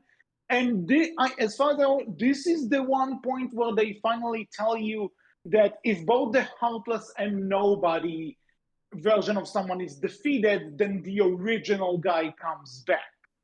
And one, this is the only thing you need to know from Coded, for the record. And two, there's this is my proof to kind of my backup to saying that Nomura just keeps writing as he goes along, because why doesn't it sound like kind of like, oh, I created this really badass guy who needs to be the final villain now.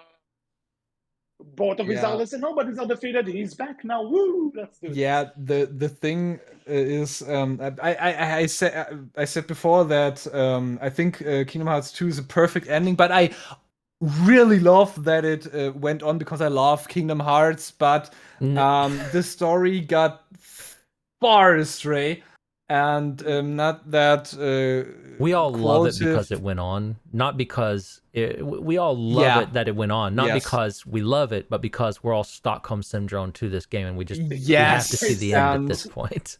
And Yeah. I have to say, when well, you've mentioned that, and that is something I've learned through a review, and I think that is a very interesting opinion, or a perspective onto 365/2 days. I've played that before, and I've enjoyed that you could play as the organization, but the gameplay was extremely limited and repetitive. That's for days, though, right? Yes, Yeah. yes. Recoded, I've never played, and by God, I don't want to.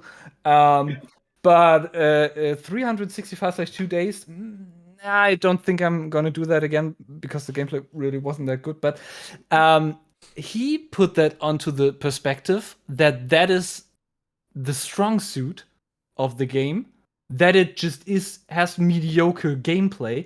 And let me explain why, because that I thought was a really legitimately good reason. The fact is, you play Roxas as he has no memory of before, as he is mindlessly obeying obeying the orders of the organization, and you're also, as players, are striving these goals, and they're quite monotonous. They're quite all the same, and the gameplay isn't really that exciting. Therefore, the cutscenes, by contrast, are these bits of information that you're a bit more long for, because those advance the plot, those give you a something worthwhile. And for Roxas, that is the same point of view, because these moments where he spends them with Axel and oh gosh, Shion? what a Shion. name. Shion. Oh my god, thank you. And with Shion You together. know, for the record, you know that your sister has a Shion. I code, and know! I download this for I know. I and I also love Shion. I've just forgotten the name. It's okay. It's okay. I was just joking. It's fair. Yeah, I I think know, I think know. they mostly forget Shion too until everyone remembers her again. Yeah. Until she's Yeah, I important was again. completely So no, that's put in fair. It's the same with Namine. No one remembers her except for Riku and Sora when it's important to remember her. Yes. When the Yeah. game decides it's important to remember her. Poor Namine. But moving on, I try to wrap this up a bit faster now. No, fair. The Ludo perspective of the game puts the narrative in that regard, that it is this monotonous gameplay. At that point, that you long for these scenes, as well as Roxas does, and when his friends disappear, when he's alone, you really feel the emptiness, that he has more missions. You have to put yourself in there. You have to do these endless, mindless missions in order to wish that they come back. And when you're sitting on this rooftop, waiting for them, or when nothing really happens, Roxas feels empty and feels sad for that, and you as the player do as well, because you mindlessly do those quests. You hope for these moments where you get something else, like he does, and that is something the movie takes out, because you just have these moments, and But they at the feel. same time, I get what you mean. It's actually a really interesting way to look at it, but Days as a game is boring. I'm I sorry. know. It's That's. I know. Yeah. Like, and it's like, and but the fact that the fact that you just described it as if it's supposed to be like Shadow of the Colossus types of deep, where you're like, as you're wandering this world, going for the, you'll think of like, why are you doing this? Is this worth it?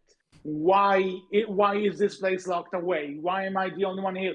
So it's like, Nomura really thinks he can achieve that with Kingdom Hearts? No, I'm sorry. well, It doesn't I work mean, like that. I don't think Nomura thinks he can achieve that. I think you're just giving Nomura too much credit.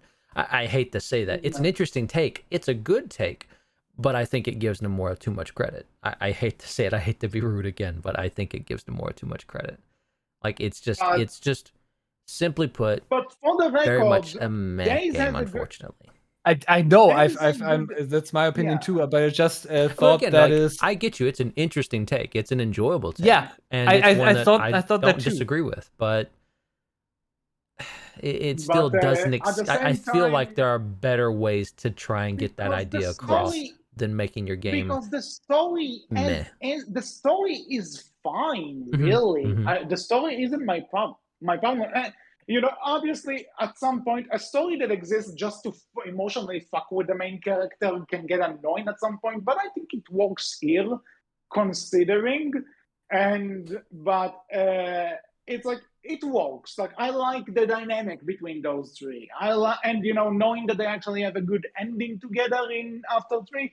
That's actually, it's great to see where it started, and all the hardships that Shion was kind of a means to an end, but Axel literally bonded with her and started caring for Roxas. And it's a good dynamic. It's like it works. It's just that the game itself I don't care for.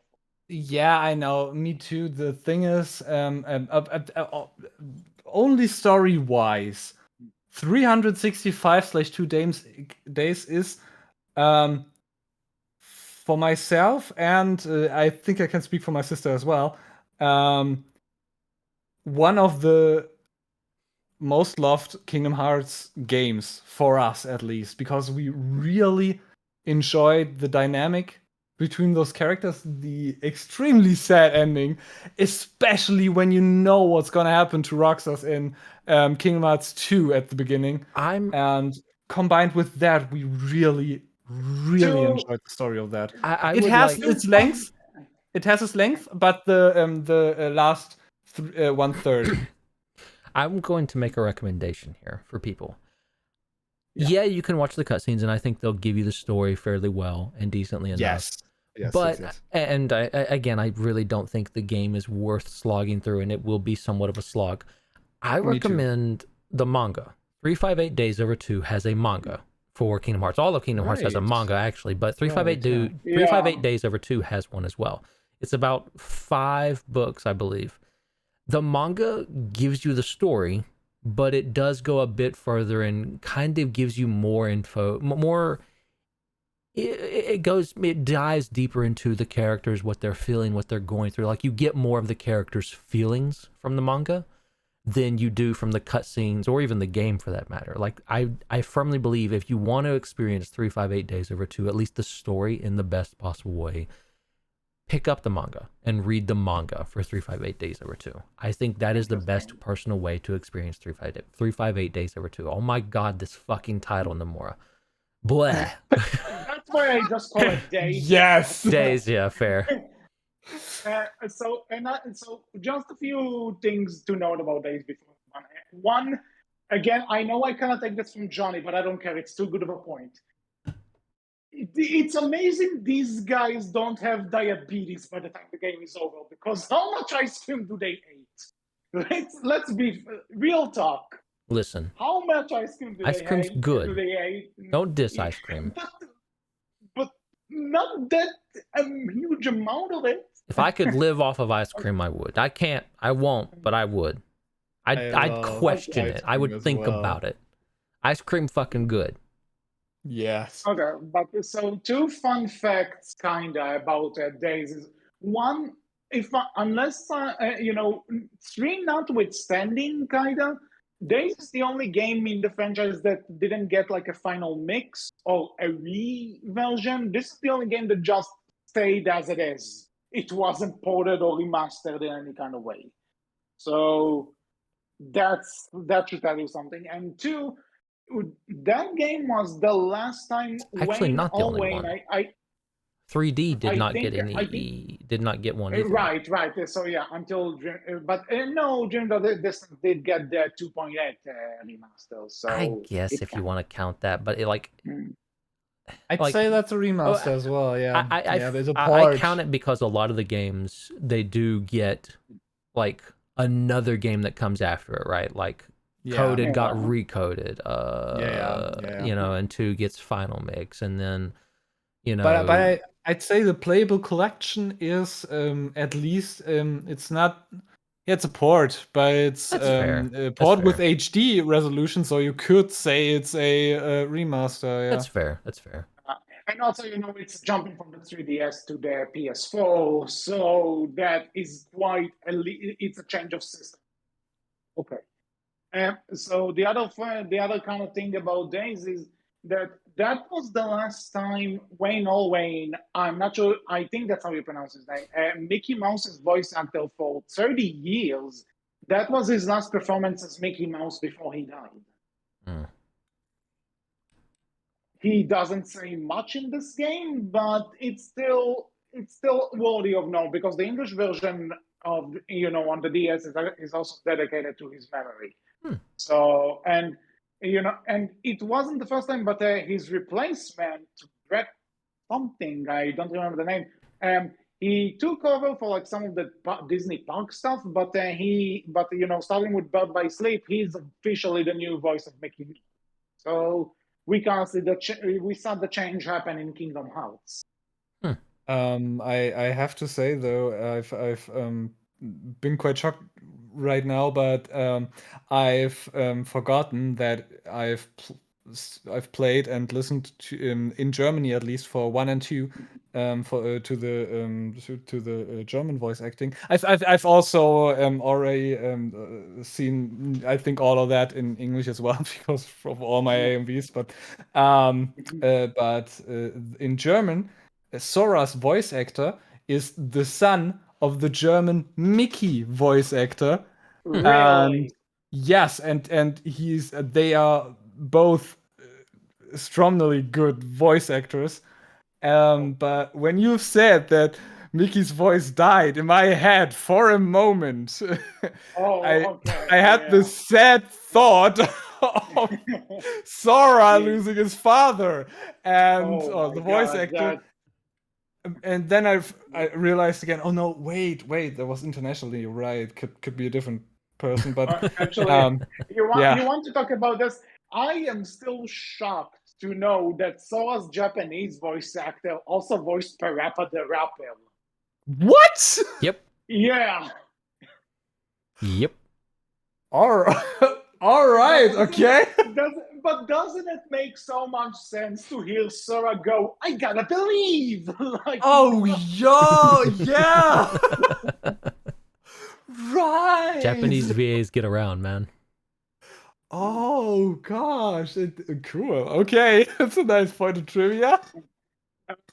on that note, I guess if we're on this topic, you should have heard my girlfriend's reaction when I told her that Haley Joel Osment is Sora. She was shocked, but that's it for the voice acting of Kingdom Hearts. Let's move on. So, Birth by Sleep. In my All right, opinion, before we tackle I've that, not I played have to Birth by leave Sleep, for a actually. second. What did you say, Aques? I have to leave for a second. I'll be back in about 1-2 minutes. Sure. Oh, So I thought it was a joke. I thought it was a bit of a joke. You're break. actually serious. Okay, fair enough. Yes. We'll continue on with Birth by Sleep while he's gone.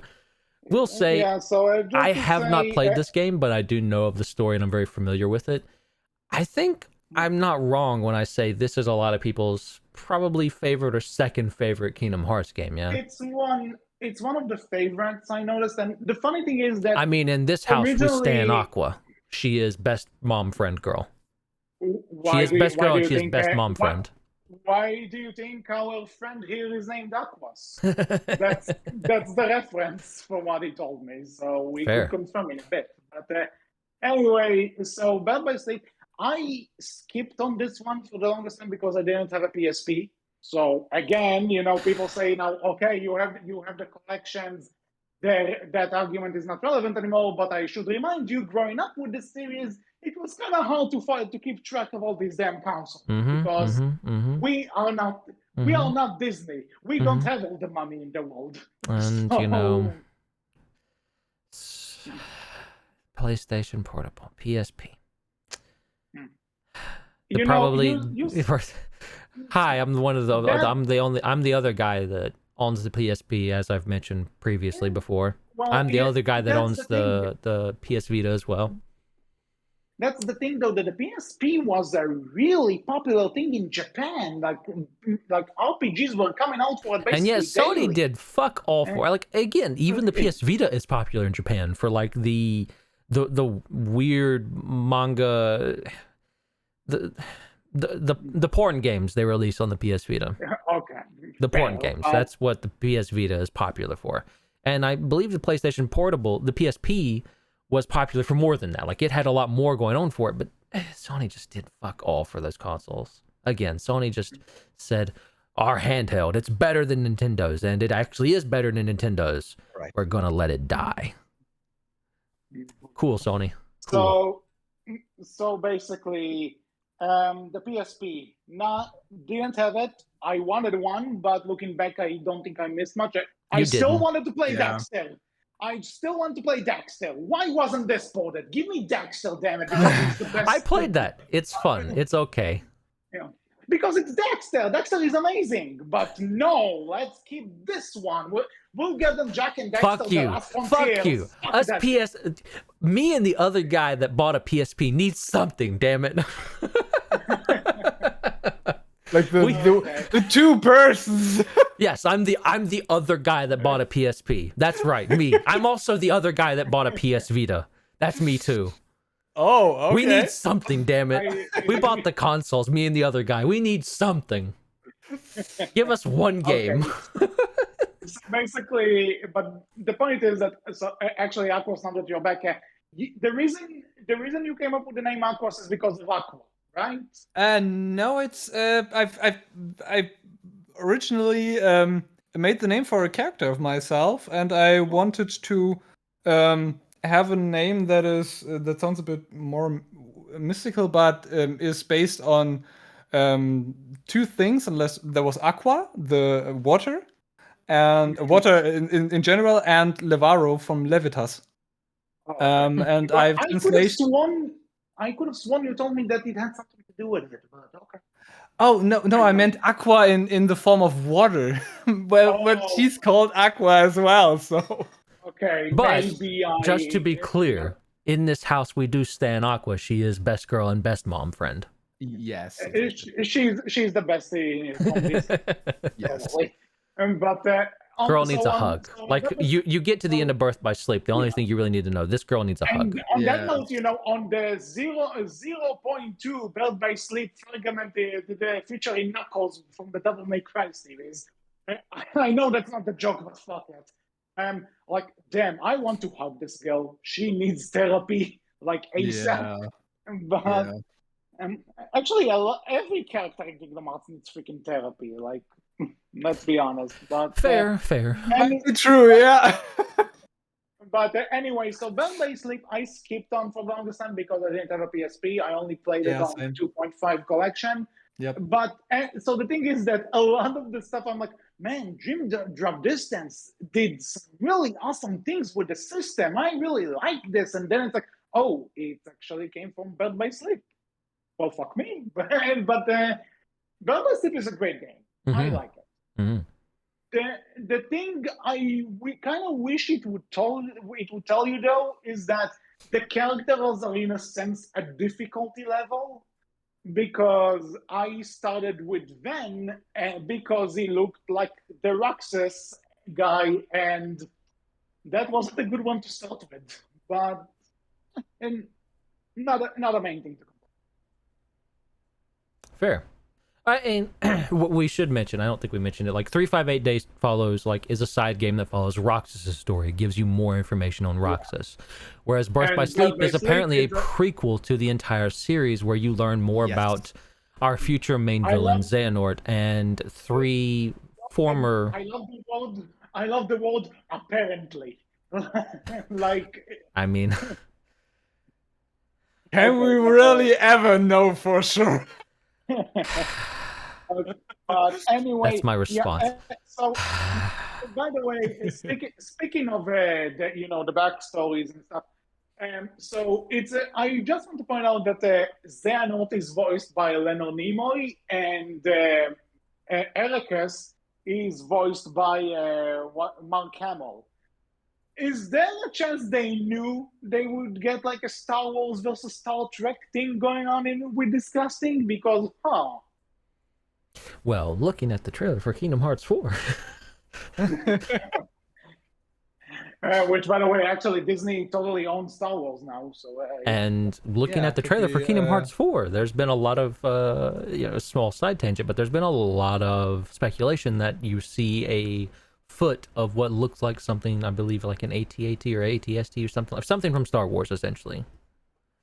People are speculating. What? Yeah, there's in the trailer for Kingdom Hearts 4, there's been speculation that you can see something from Star Wars within it. Mm-hmm. People are very interested. But we'll get there when we talk about the trailer at the very end of this entire long spiel. Yeah, and so Birth by Sleep. I really like Birth by Sleep, and I also like because, obviously, there are some Golden Age movies in Kingdom Hearts, but mostly it was like the Renaissance era, Golden Age era.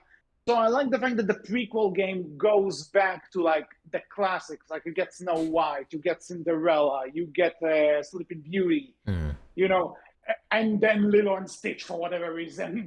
Like that was a jump, but I believe Birth by Sleep is the only time we've actually gotten a Lilo and Stitch specific world, though, right? Yeah. Yeah. And by the way, sleeping on that, man. I want to point out that Chris Sanders is voicing Stitch in that game, which means Disney totally took him back from DreamWorks because that was 2 years after he directed How to Train Your Dragon for them, and 1 year before The Croods came out, which was also directed by him. So, a spy? Someone is very sus, but jokes aside. But I like that approach, and I also like the friendship between these three guys, two guys and girl. I actually cared about their friendship. They felt like legit friends. Yeah. It's one of the Kingdom Hearts is one of those franchises where like I like the characters. It's just that the overall story connecting them is. It's a roller coaster. There's no plateaus for this roller coaster where you get any moments to just kind of breathe for a while and understand a lot. It's just up, down, up, down, up, down, up, down, up, down, up, down. Yeah. And then a couple of loop-de-loop twists. Up, down, up, down, up, down. I've heard. I have to say I like the characters as well too. I thought they worked well together. But I've heard also opinions that they didn't really care for the friendship of those three, especially because you get right thrown into it.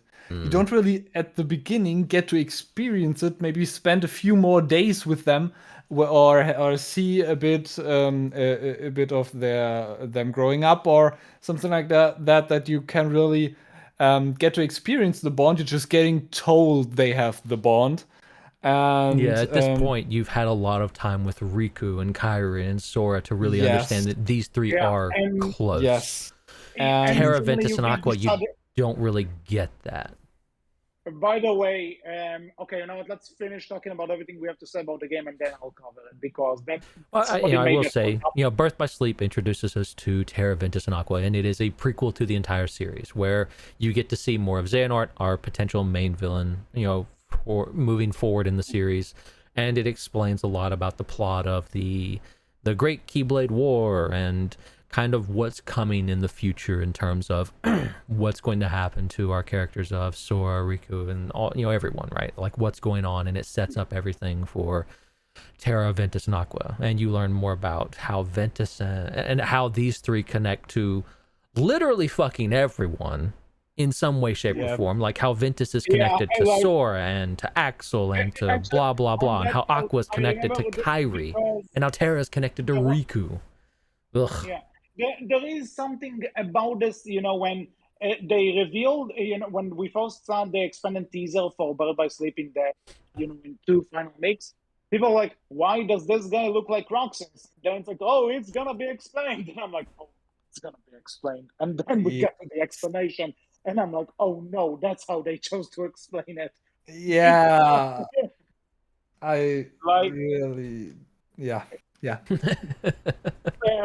All I'm going to say is look it up for yourself, people. I don't feel like explaining it. But then again, to show that Nomura just keeps doing whatever the hell he wants as he goes along, suddenly Aqua transformed their home into Castle Oblivion. Okay. Like, man, that Nomura is the king of like. Though I have to say. Yeah, but Nomura is the king of like 7 degrees of separation, right? In writing form, and it's like that's not a compliment, Nomura. It's interesting that you're able to pull it off. It blows my mind at times, but it's not a compliment, I feel. But I had to say I absolutely loved this reveal when this world turned into the Castle of Oblivion, and I thought, it makes so much sense. But at first it's like, oh, and then you actually think about it, it's like, what? And then you know what they're looking for, though, in Chain of Memories and 365/2 days. Yeah, it's like that is so Kingdom Hearts in like the purest nutshell. It's like, oh, what? Yeah, I totally get it. Like it's like Kingdom Hearts. Whoa, oh, wait, what? Yeah. You know something? I wish that in all of the concerts they make for Kingdom Hearts, there would just be an a cappella group that go, oh, oh, That's that. there's your the Outcast box quote for Kingdom Hearts. Whoa. Wait, what? Oh my god. Oh. So, is there anything else you want to say about Bird by Sleep before No, I like share? it's a great PlayStation portable game. The remixes, you know, the Which you'll game. never play on the PlayStation Portable now. Let's be honest. Yes, I mean, I have to say about the system, the gameplay system. Is this the I've one that introduced flow motion, or was that Dream Drop Distance? I believe Dream it's Drop Distance. okay. Yeah, that's what I thought. And I've Kingdom Hearts Birth by Sleep takes the card game of Chain of Memories and advances on that. But Yeah. I've not really come to that much enjoy the gameplay of Birth by Sleep compared to the rest, because Chain of Memories had this extreme card game which I've absolutely liked. The Kingdom Hearts 1, 2, and 3 obviously have the normal combat system. Like we've mentioned, 365/2 days wasn't really that special and coded in gameplay wise. You could play as the organization members, but that was the only really cool side note if you like them that much. But Birth by Sleep had this weird combination of these card features. You build your attacks, but not with the cards. And you have so many hidden moves, transformations, combat stuff, but you don't really get to know what is that awesome. You have to really experience this or read it online, and it just wasn't really what I liked. Dream Drop Distance, though, had then this combat, but improved again, and with the flow motion. You can say that that Bird by Sleep was like kind of first game syndrome with that, where like the idea was there, but Dream Drop Distance improved that as the sequel should. Yes, and I really like the story they told. I didn't quite like that you had to play through Disney Worlds 3 times, and I thought different takes were cool, and some were really nice worlds with the characters. Some weaved all together with the plot line, which was really cool, and to having these characters' emotional arcs displayed differently was cool. But I found it very repetitive, and Dream Drop Distance had the same issue for me, but it had this flow movement. It was fun going through the world. Yeah. We'll get to it. Yeah, we'll get to it. We'll get Take to another it. shot. Are you close to death yet? One final thing I want to say about Bird by Sleep, because somebody pointed it out, and now I can't stop. I can't unsee this because it's me we're talking about.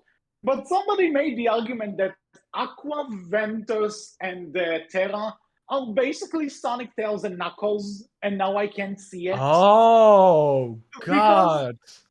Because the think colors about even. it. And because Aquas is the blue. Aqua, not Aquas. Aquas is the one here. Oops. But like Aqua is the blue-haired leader who is, you could argue, is the most skilled out of all of them. Ven is like the little brother, like Tails, who wants to make friends and kind of learns how to trust himself. And Terra is the brute who gets tricked by the bald, evil bad guy. Oh my God! You're totally right. The dynamic is exactly the same. I hate you. Somebody pointed it out, and I can't unsee it now. And me neither. I mean, whoa! I hate you, and I hate this person. Why do you want to ruin Aqua for me?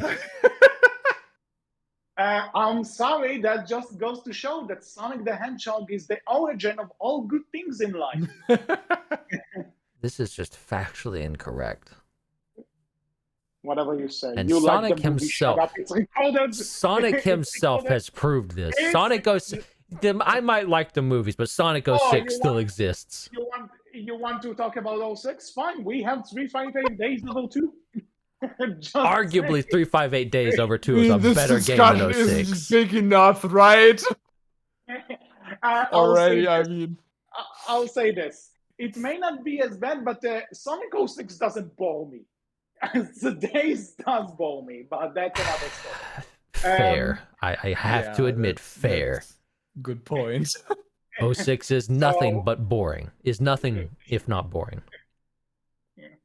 Anyway, and let's be honest, there was totally bestiality in Kingdom Hearts, but we're jumping the gun here.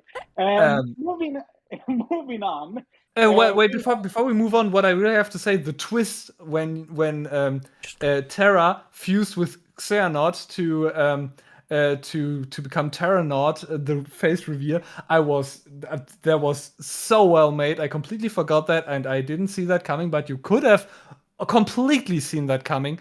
If you remember the picture and the cutscenes in 2, and there was like an awesome twist, I'd say. Yeah, that was a good. So moving on to Dream Drop Distance. So I actually had the 3DS by the time that was released, so I was able to play that one. I couldn't, sadly.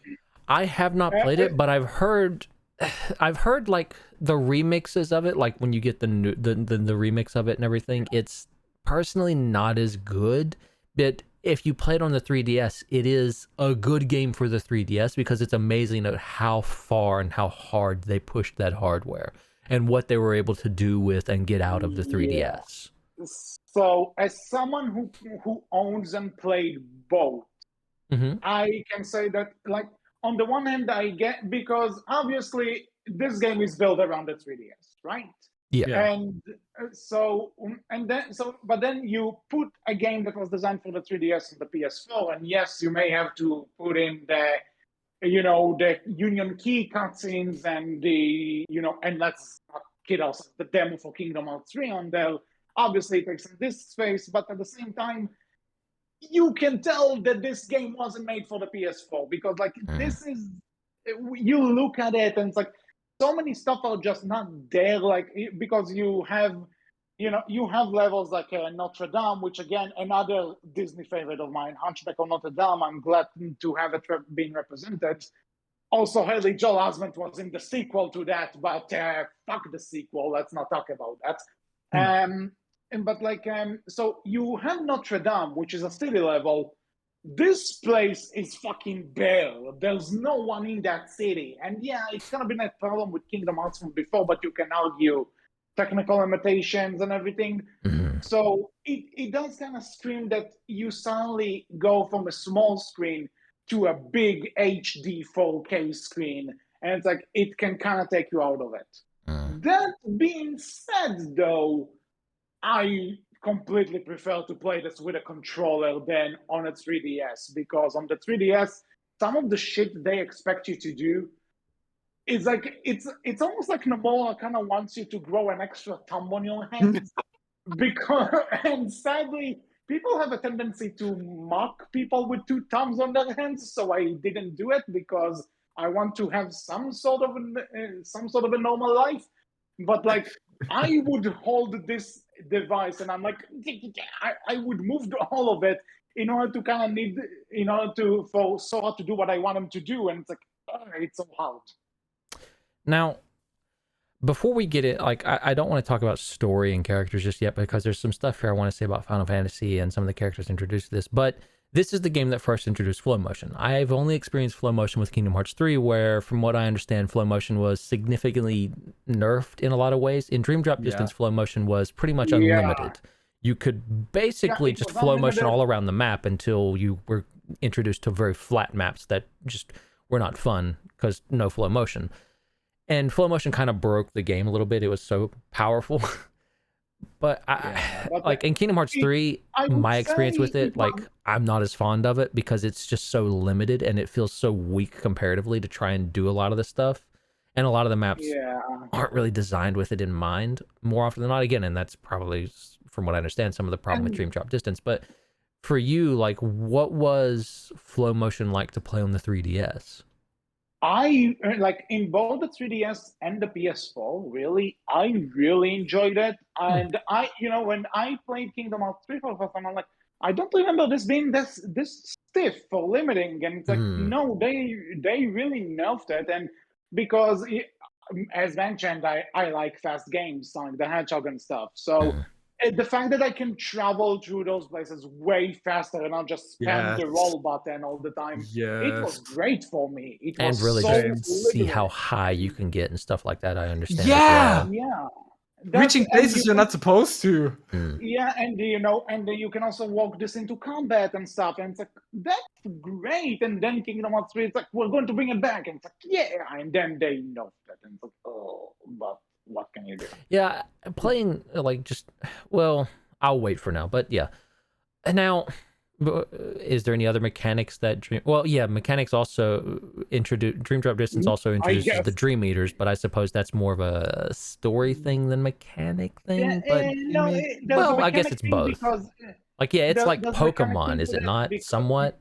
Yeah, kinda. Yeah, because essentially they're your party members because you don't have Donald and Goofy or any of those other people. So, so you have the Dream Eaters, and you can kind of evolve them and play around with them and do stuff with them so that they can gain more abilities. And then Sora can use them to have a tag team battle, and Riku kind of fuses with them like the drive forms in Kingdom Hearts 2. Yep.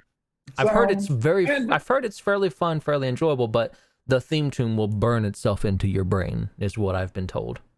It's like that's another thing. Sorry, go ahead. Oh, okay. They've tried to, I believe, with the 3DS release, to get a bit of the Pokemon trend in there.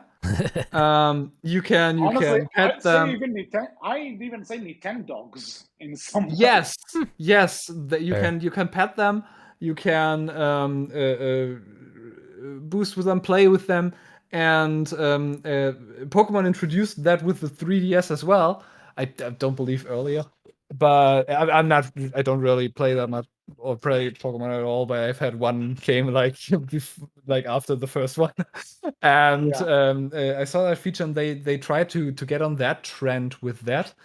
I have played it though on the PS4, and so I can't really speak for the 3DS, but I can just say the flow motion. I've nearly never used that for combat in 3DS as well, because I like the normal combat moves. I sometimes use that for combat, but I've mostly used it for travel.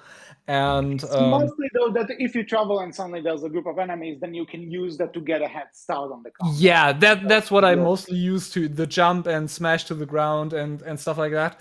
And but what I've mostly liked is being in a place, dashing on the wall, slinging off of that to another wall, and dashing left, right, left, right, left, right, left, right, up, jumping up, and flying there, dashing there, and getting to rooftops insanely high, and getting to places where the game normally wants you to go through with activating an elevator, and there's a whole quest to activate that elevator. And I thought, oh cool, okay, then I'm gonna get something new. And then I get up through the elevator, and I just come to notice that I've been there where I've been before because of flow motion. Yeah, well, I get what you mean. It's fun to travel with it. That's the best. That's the best part. And from what I understand, the developers kind of realize that too, because you can find a lot of stuff in those areas that you think you're not meant to get to, but you can, right? But yeah, like I've heard a lot of good stuff about flow motion from that game. From 3, diminished, but that's my experience with it. It's slower, but you can still kind of use it, but only on short walls and stuff like that, and you have to make it work in some places. But I've love that they've included it again, but I see why they nerfed it, but it's a bit of the fun went with that too, of course. But yeah, it was way overtuned. It's like there's Saints Row 4, I believe. I've only seen that in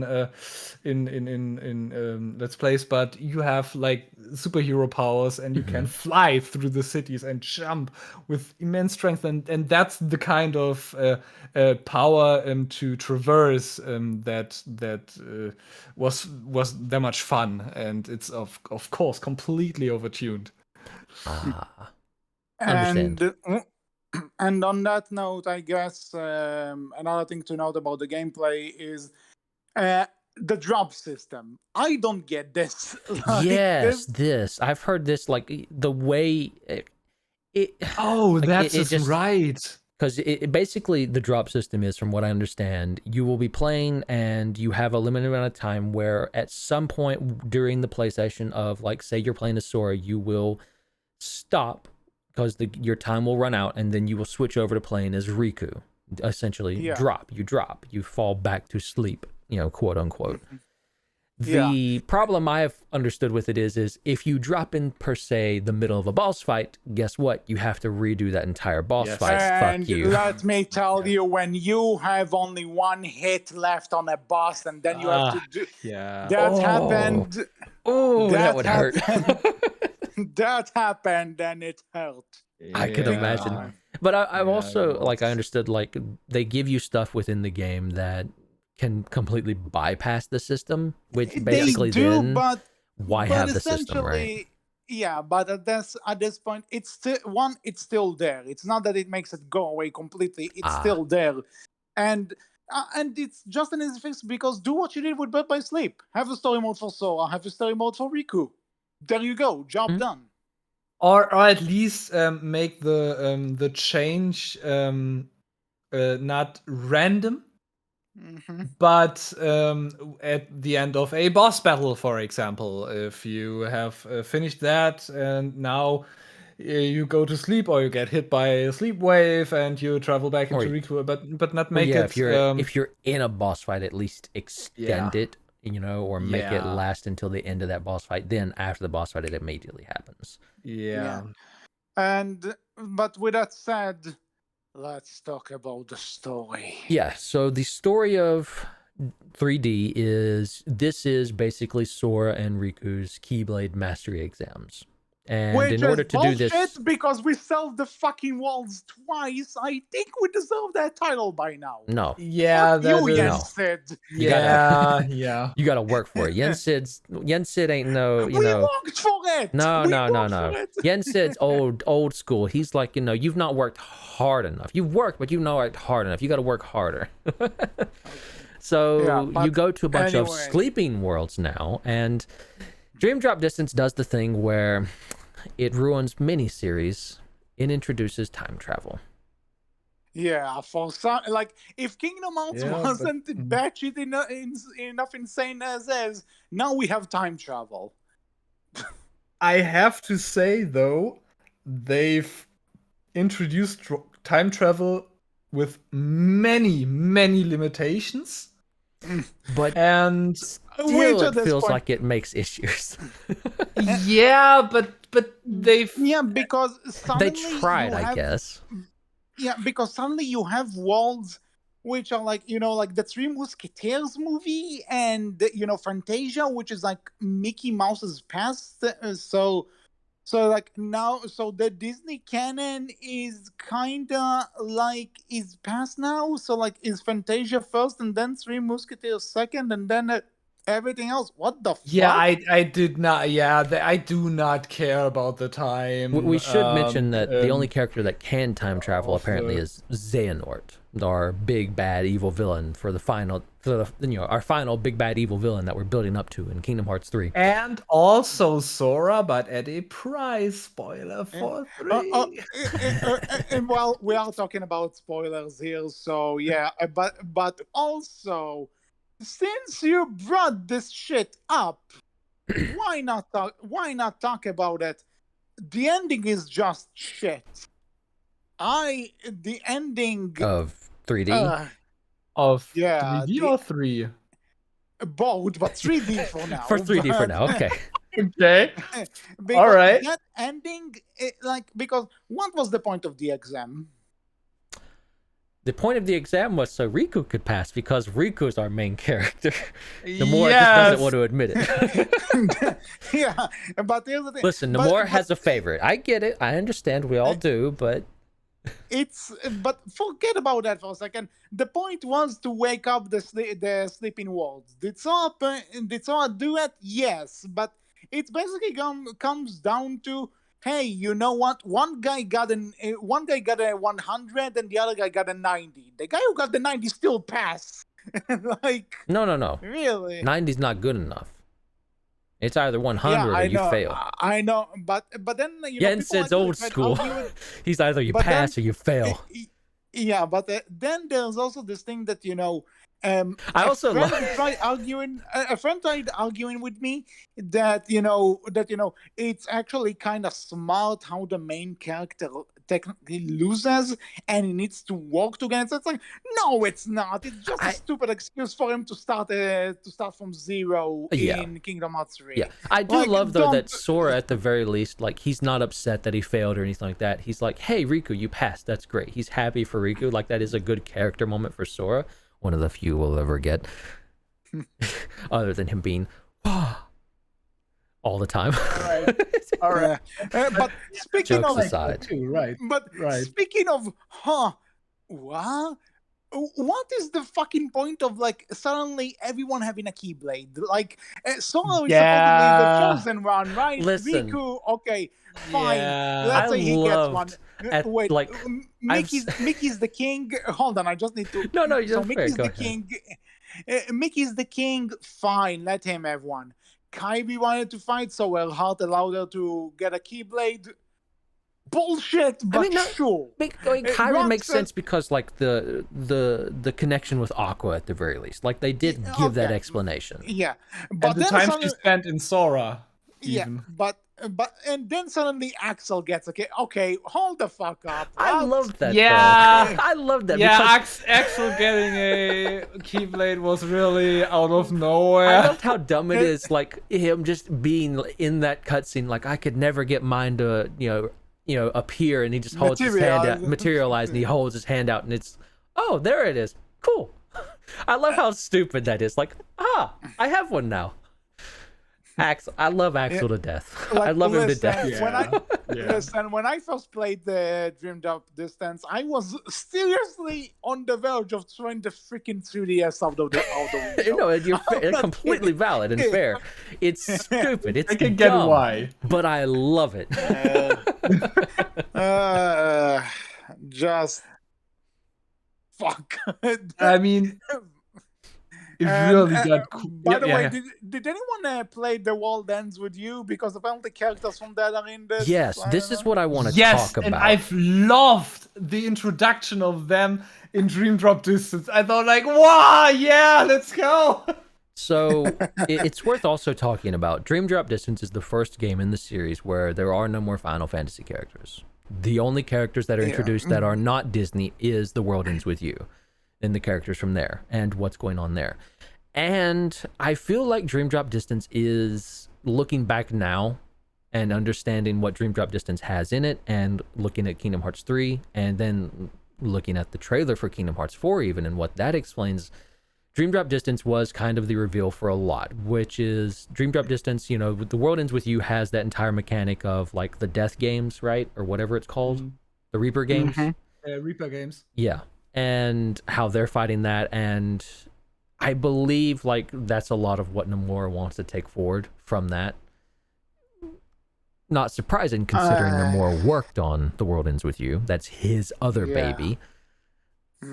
I feel like Dream Drop Distance is lesser, in my opinion, because it takes away, for me personally, what makes Kingdom Hearts what it is, which is that mixture of Final Fantasy and Disney, right? And I see what you mean. For me as well, this was also the start of the bad guy appears briefly to tell you this little tidbit, then disappears. Bad guy appears to tell you this little tidbit briefly, then disappears. This was the Let's start of say that. that Because you no longer had the Final Fantasy characters, or Nomura didn't even want to do it with the World Ends With You characters. You didn't have these characters to help be that bridge and those connecting factors, right? Like that was that's what Final Fantasy served, right? It was the bridge. It was the method of how the majority of the story got to you during outside of the Disney bits. And I personally really enjoyed that because it made it feel like, oh, Keyblade wielders are these, like, they're the story keepers. They go to these different worlds because these different worlds are different stories, and it's your job to essentially make sure, with as little interference as possible, that they go accordingly, right? Yeah. They kind of threw that out the window very quickly, and it doesn't quite work or line up anymore, especially. But it was the bare bones were there, right? And the Final Fantasy worlds and the Final Fantasy characters and the Kingdom Hearts, original worlds, right, were the ones where a lot more of the outside story happened. You could have a little bit of the outside story happen in the Disney worlds, but it was these worlds that were your big connecting factor, where you could have your, hey, Disney World, okay, Final Fantasy world or Kingdom Hearts world, where now we're getting more into our story and stuff going on there. Then we go back to Disney World, a little bit here or there, but it allowed the story to be more spread out instead of being huge info dump at the very end for everything you need to know. Yeah.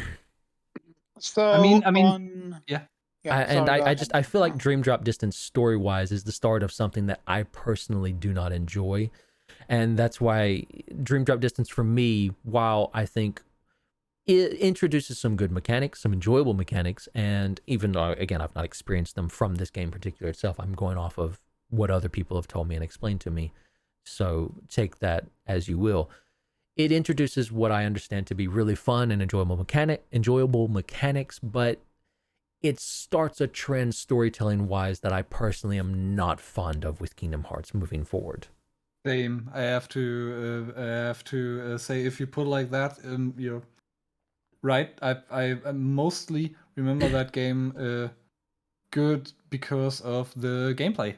That's completely fair. And I've really enjoyed that. But yeah. Agreed. Like gameplay is great fun. The story, no, sorry, I don't. Yeah.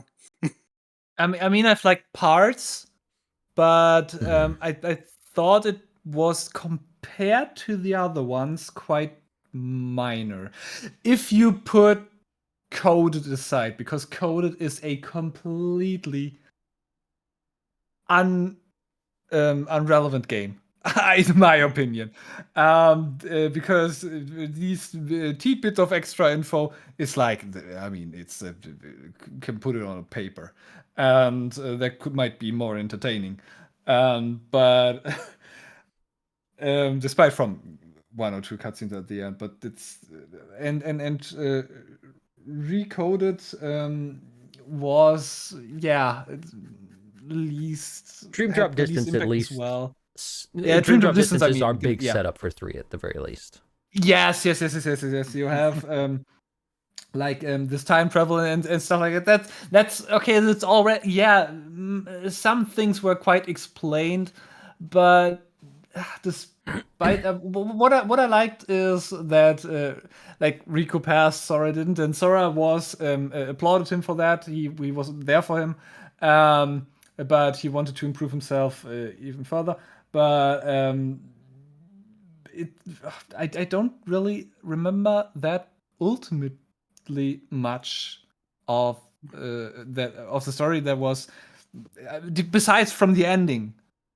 That's like I remember the general thing, but like if you ask me for certain moments in 3D, it's like I don't know. And it's quite recent for me as well. And I mean, well, it's quite recent, 3 years by now. But it's not that. But let's compare it to like the first time we played Kingdom Hearts 2, which was over 10 years ago, and we remember moments from there. But yes, even more for me, nearly 16, 17 years ago, and I remember that quite much. And I have to say, they there as well. Starting from Kingdom Hearts 2, they've weaved this plot throughout the whole game, the Disney worlds as well, and parts, always parts. And at the end, they had these like pulling the string as well, which untangles all of this plot condensed in a like 6 hours final word thing. But that was well prepared and distributed across the whole game and a few others, and it didn't felt rushed, it didn't felt cheap, and it didn't felt like the stuff before didn't really matter at all. Some Disney worlds, yeah, of course, but it felt more earned, and that did not get achieved in 3D. And well, yeah, let's say 3 as well. Yeah, so before 3, yeah. Just a really quick note on the demo for it, which is 0.2 Bird by Sleep, a fragmentary passage, and Knuckles from the Devil May Cry series. So I love that this entire side story with Aqua is basically just there to set up why Mickey looks like his classic self at the end of Kingdom Hearts 1. Yes, And basically why they had to nothing do else. that. That's the point of relevance that has. So Yes, and to see her character a bit more fleshed out in the realm of darkness, and to show a bit through what she goes through, and well, you have the 10 years time skip after that as well, but I've really enjoyed 2.A. Fragmentary Passageway. that was a good demo. Yes. That. Have So not played anyway, Kingdom Hearts 3. Well, Wolf, I there know is you have Kingdom things Hearts. to say. There is Kingdom Hearts X, which is another mobile game, and Right. Kingdom Hearts Dark Road, which is another mobile game, which apparently goes Mobile over games- Xehanort's yeah. origins. There are like cutscenes of them in the 2.8 collection, but honestly, I haven't watched them yet, and I honestly don't really care. But I may need to because it will connect.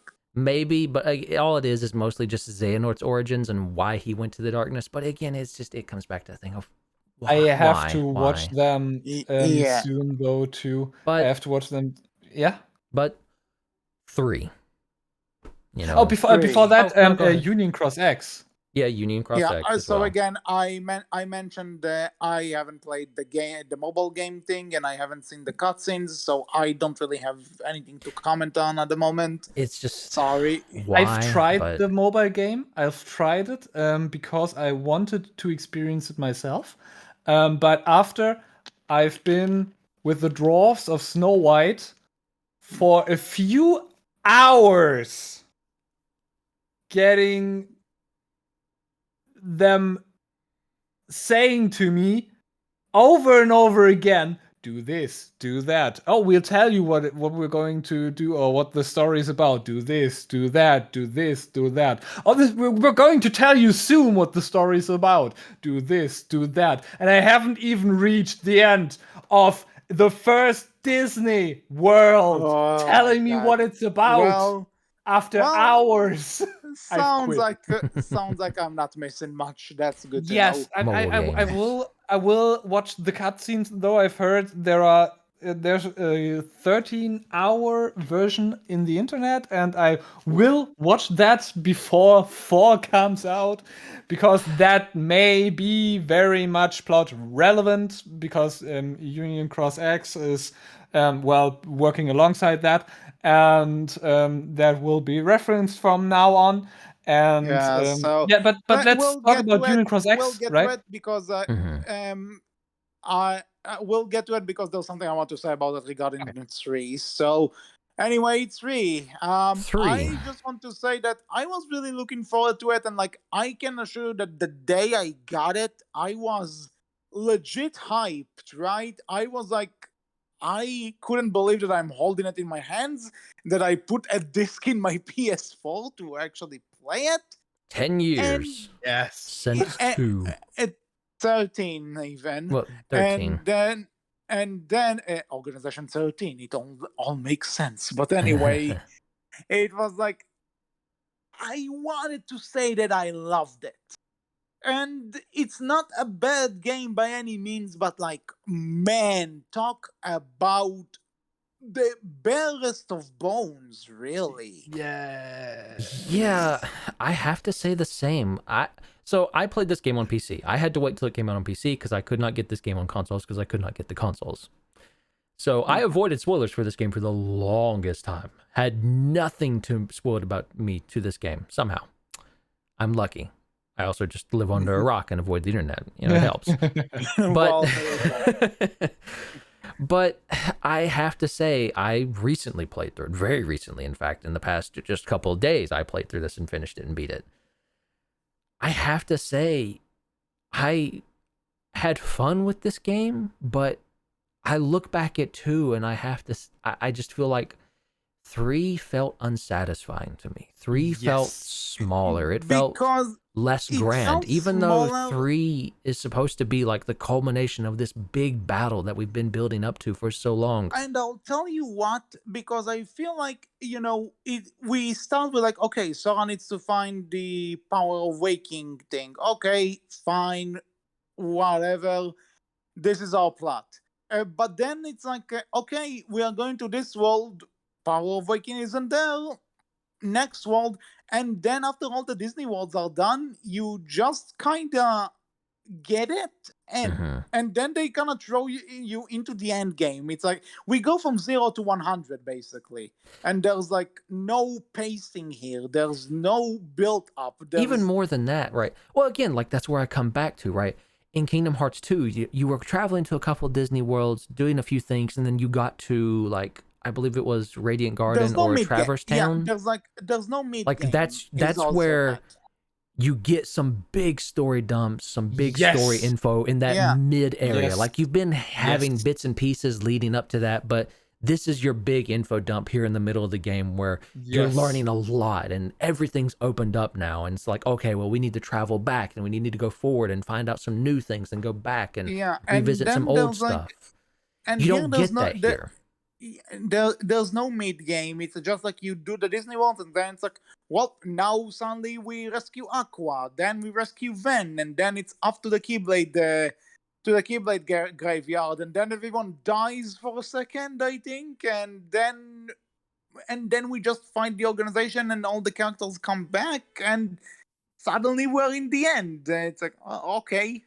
Like, yeah, in this game, there's no traveling back to worlds because I left the toy world and, like, I felt like we should be coming back here because we didn't really solve their problem. Like, they're still trapped in this alternate world away from everyone. Like, cool, you get a cutscene in the credits that shows, like, oh, they made it back to their real world somehow. But it's like, I don't know, that felt like a thing that in Kingdom Hearts 2, we would have been going back to help them achieve that or get to the point where they could achieve that. Sad part is that in that, also the Disney World themselves don't, because, you have the Tangled, Frozen, and Pirates of the Caribbean's worlds, which are basically just retellings of the movies. And it's like, okay, yeah, Kingdom Hearts did this before, but it's just the most blatant, blunt of retells compared to what they've done in the past. Yeah, and like I love Tangled, I love Frozen, but like if this is all I'm gonna do, then I'll just watch the movie. Like, and then also there's like this. But then when you get to like the Toy Story world, the Monsters Inc. world, the Big Hero 6 world, which are their own stories, and this is actually fun because then I actually get to interact with the movies in a different way. There's like I'm getting a new adventure.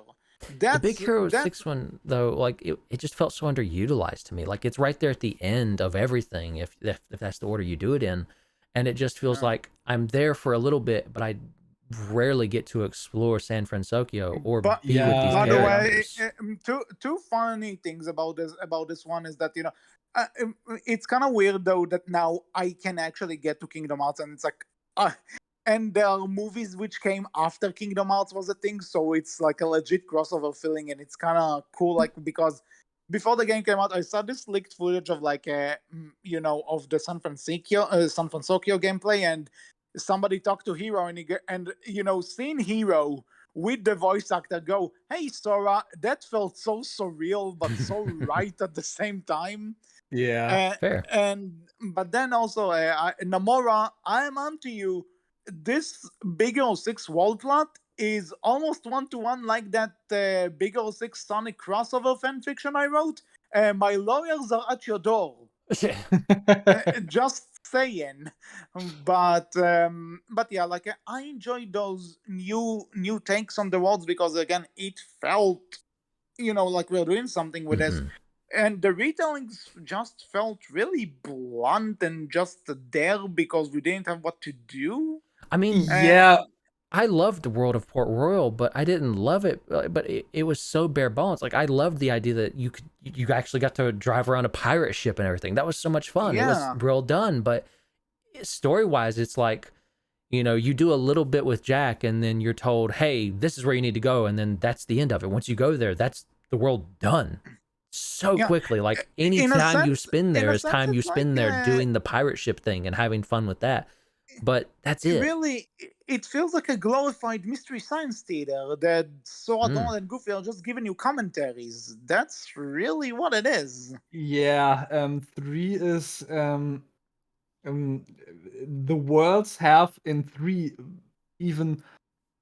Also, I have to say, 3 has the most fluctuation of quality Mm. between the Disney worlds, which is absolutely insane. Not in point of how they story-wise help into the overarching story, because spoiler, none of them do.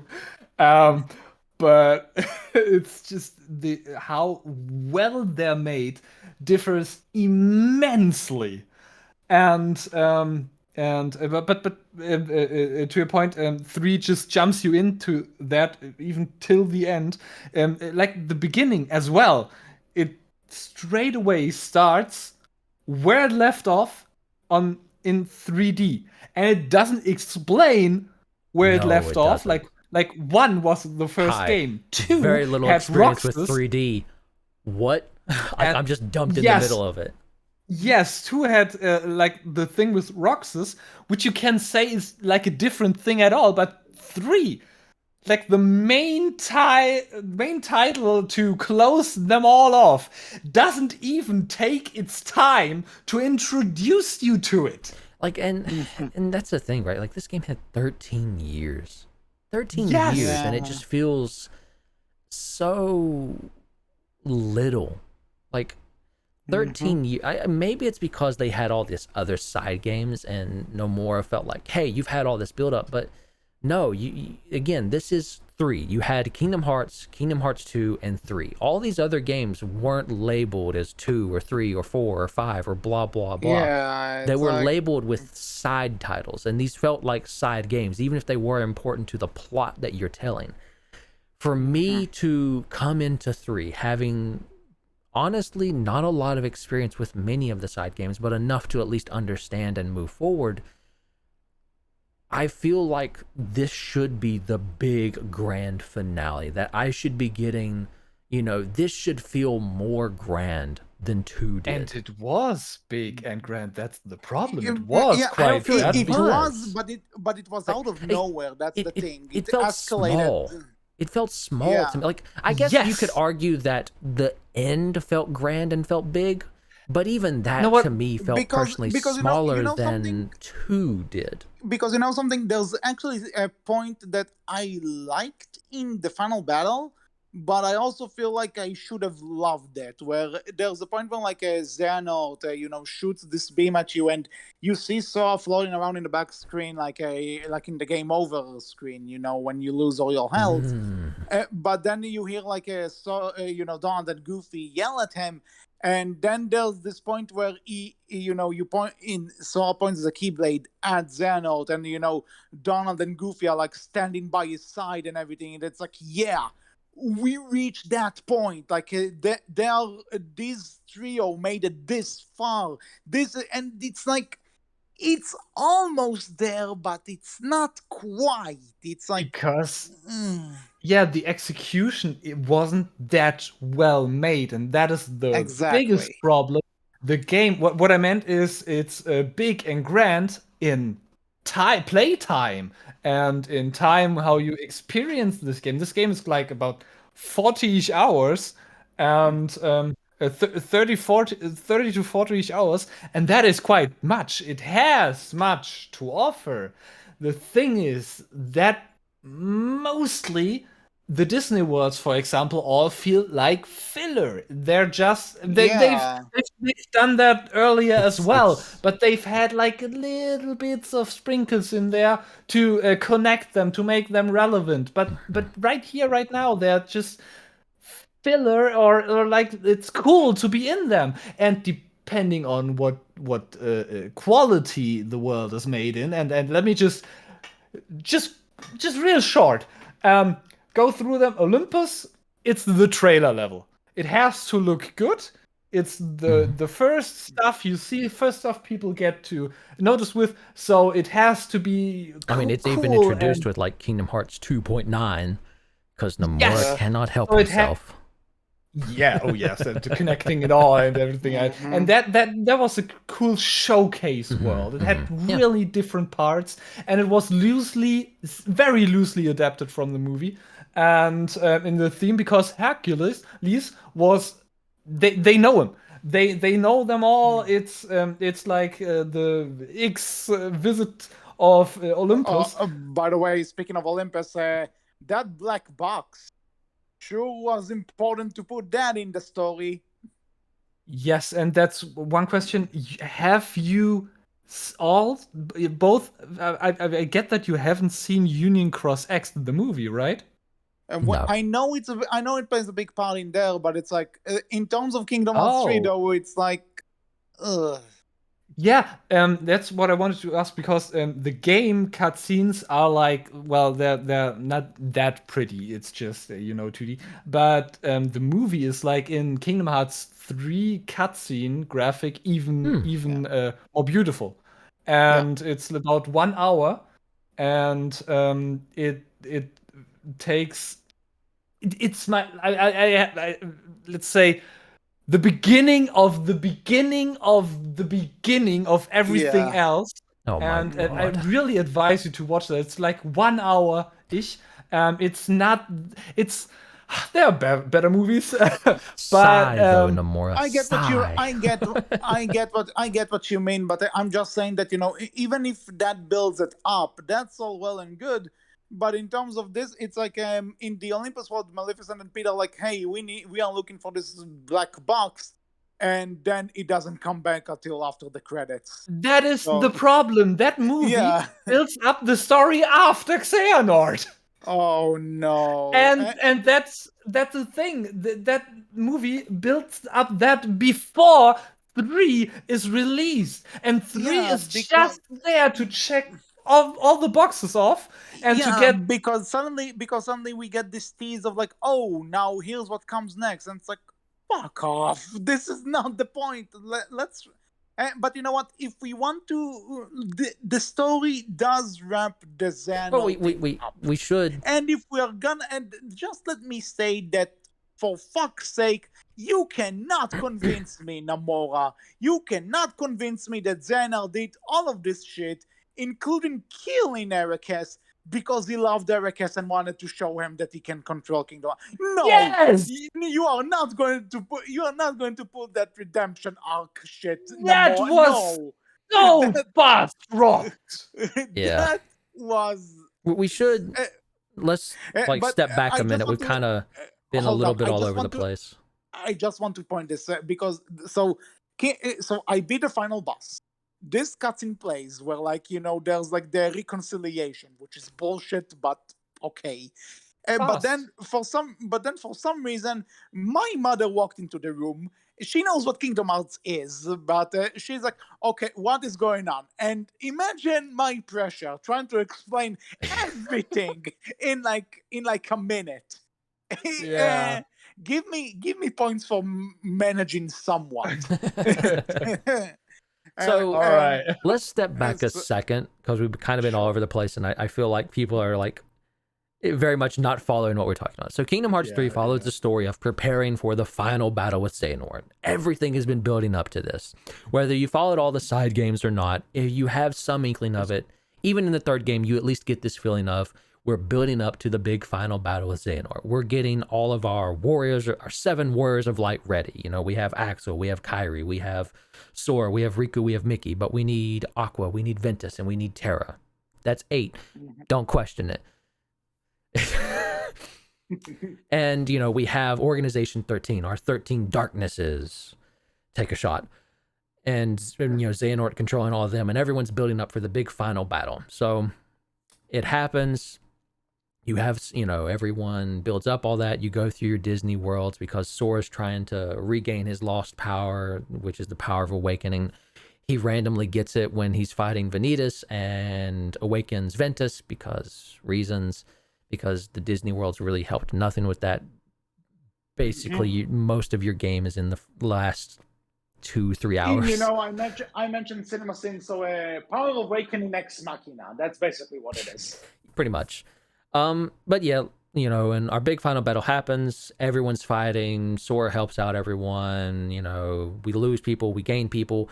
Apparently, everyone dies. Darkness wins at first. Sora travels back in time. We learn somehow through using the power of awakening apparently to travel through hearts to save everyone, basically creating a time paradox. We'll get there. God will get there. Yes. And again, we get to the final battle. You know, Xehanort kills Kairi. Again. Oh, you fuck that! We'll get there. That. Hold on. We got to explain the story. We got to explain the story. Hold it in. No, fuck Kairi. Kairi is pointless. Kairi's not pointless. Don't hate on second best girl. She's third best girl. Shion's second best. It's sad that she is cool, but it's sad that they put her in these situations. I mean, like, they spend so long, right, building up this idea. Like, Kingdom Hearts 2 even builds it up of, you know, hey, you know, Kairi's going to be there to save Sora now. Yes! She's got her own Keyblade now. Third game, you do nothing with her because she's just training with Axel, which is fine. Like, okay, she's building it up. And, you know, I think you get to play as her in the Gravemind DLC. So what? That's not the main game. You get to do nothing with her in the main game. And then... she still is just damsel in distress and is then killed in the final battle. No, like, you know, I still remember when Xehanort killed her, I legit threw my controller aside and went, "Are you fucking kidding me?" I thought the same. I was like, man, a means to an end until the fucking end. I'll admit, at that point, I was just, all right. We'll see. It's amazing how many times I can say I don't care about Kingdom Hearts story, and then suddenly they pull this off, and I'm like, "Fuck you!" Again, like Kingdom Hearts has that charm. Again, it's unapologetically stupid, but it has this charm to it where if you're in it, you're in it, and you're not out, and you can't get out because you're Stockholm syndrome now because. You have to know. You have to see. It's like One Piece. Yeah. One Piece has been going on for like over 30 years. There's thousands of episodes. There's thousands of issues of chapters of the manga. It's still not done yet. So many people have died waiting for this to be finished. And it's like, we have to finish it now because someone needs to see the fucking end. And it's still not the end. It's the same with Kingdom Hearts. Someone has to be there to see the end, and we're still not at the end. This was supposed to be the end. And if it is the end, it feels so lackluster because you have Sora beat Xehanort at the final, and they reveal Aques was actually storing his heart in Terra as well, and he has a moment with Yeah. Xehanort, and it's Yeah. just Oh, that Xehanort's moment was okay. Which is Here's still Sora. I'm bullshit. giving you So the Keyblade, and I'm not exactly a good guy, but I'm no longer evil now. You've earned it here. I don't know. It doesn't make a lot of sense in the moment, personally. And then there's this another thing, which okay, so we kind of get this, which I hate this. That again, I know it was never the end of the whole thing. It was only the end of the Xehanort saga or the No. Darkseeker saga. I refuse. Or whatever. I refuse. Okay, hold on. But then you get this ending where like everyone kind of you see Donald, Goofy, and Mickey going back to the castle with Yen, Sid, and everyone kind of accepting them there, and then also you kind of see Roxas, Axel, and Shion go eat ice cream with the Twilight Town gang and everything. That's nice and everything. But then they end this with like Sora being Thanos off of Destiny Islands after we see Kyrie there, and it's like, you know what? No, at some point I want Sora to grow a brain and realize this girl isn't worth it. You'll find someone else. No, Plenty of fishes in the sea. I personally, ignoring everything else about Kingdom Hearts 3 that makes it feel kind of lackluster, seeing that at the very end, and ignoring the fact that there's a trailer for 4 now, ignoring what comes after that as well with Zigbar and everything. Oh, we'll get there. Hold on. But seeing Sora just disappear and like knowing that, oh, he did rescue Kyrie apparently, right? Like seeing that moment of like, oh, he rescued Kyrie, but he suffered that final consequence that he was told of, that you'll vanish from this world. You'll no longer be able to exist within it if you try to save her this time. I personally love that. Like that feels like, all right, that's the ending. That was earned. Yeah, it felt earned. It felt like I've played through all these games. I know them all now. I've seen all this story. This is my end for Kingdom Hearts. This is how it ends. As it started. It comes full circle with Sora finally sacrificing himself to save all of his friends one last time so they can all live that life. Like, this is the end. But the problem is that when the said friend, aka the love interest, is the thing he's sacrificing himself to save, and I'm sorry, I don't care about Kyrie at this point. I get you. All. I like Kyrie still. Like I get where you're coming too, from. I like her still, but I can understand it, too. I understand where you're coming from, but to me, at the very least, I can say that moment right there, that feels like the end to me. Kingdom Hearts is now finished. I can walk away. That was built up through the entire game. Mm-hmm. Several people told him that, and they warned him. They've said to him what he will maybe do, and that this has, like you've mentioned, this consequence, and that was built up. The turnaround of Xehanort wasn't built up and came 5 minutes earlier. Yeah, the Xehanort part, leave it or take it. But at the very least, I got my ending for Sora, right? And it felt like, that's how this character should end. Like, that's how I would expect this character to end. Him not being there at the finale with the rest of his friends. It makes sense because he saved all of them. That was his goal always.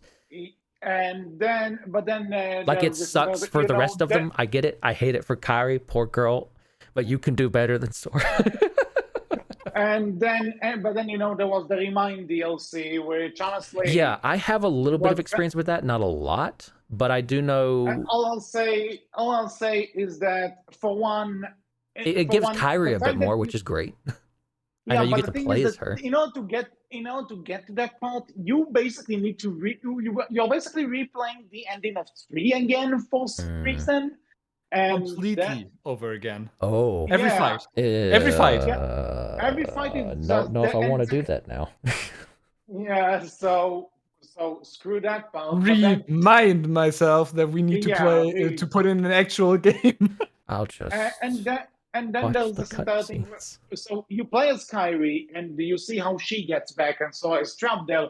Then suddenly you go to Hollow Bastion with Riku, and they're like, oh, we have this digital recreation of Sora, and then this is like your chance to refight every member of Organization 13 again because reasons.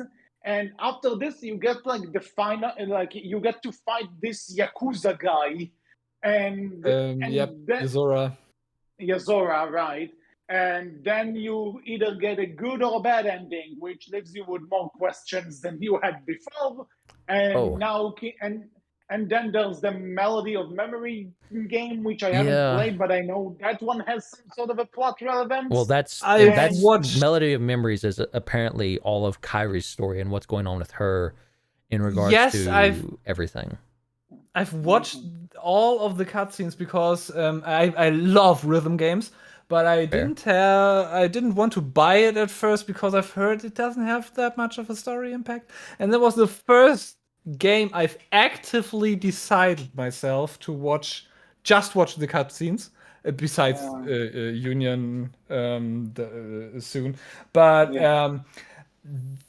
the relevancy of that game in plot wise is tops 20 minutes or 15 minutes of cutscene. Oh wow. And that is like one sentence of importance.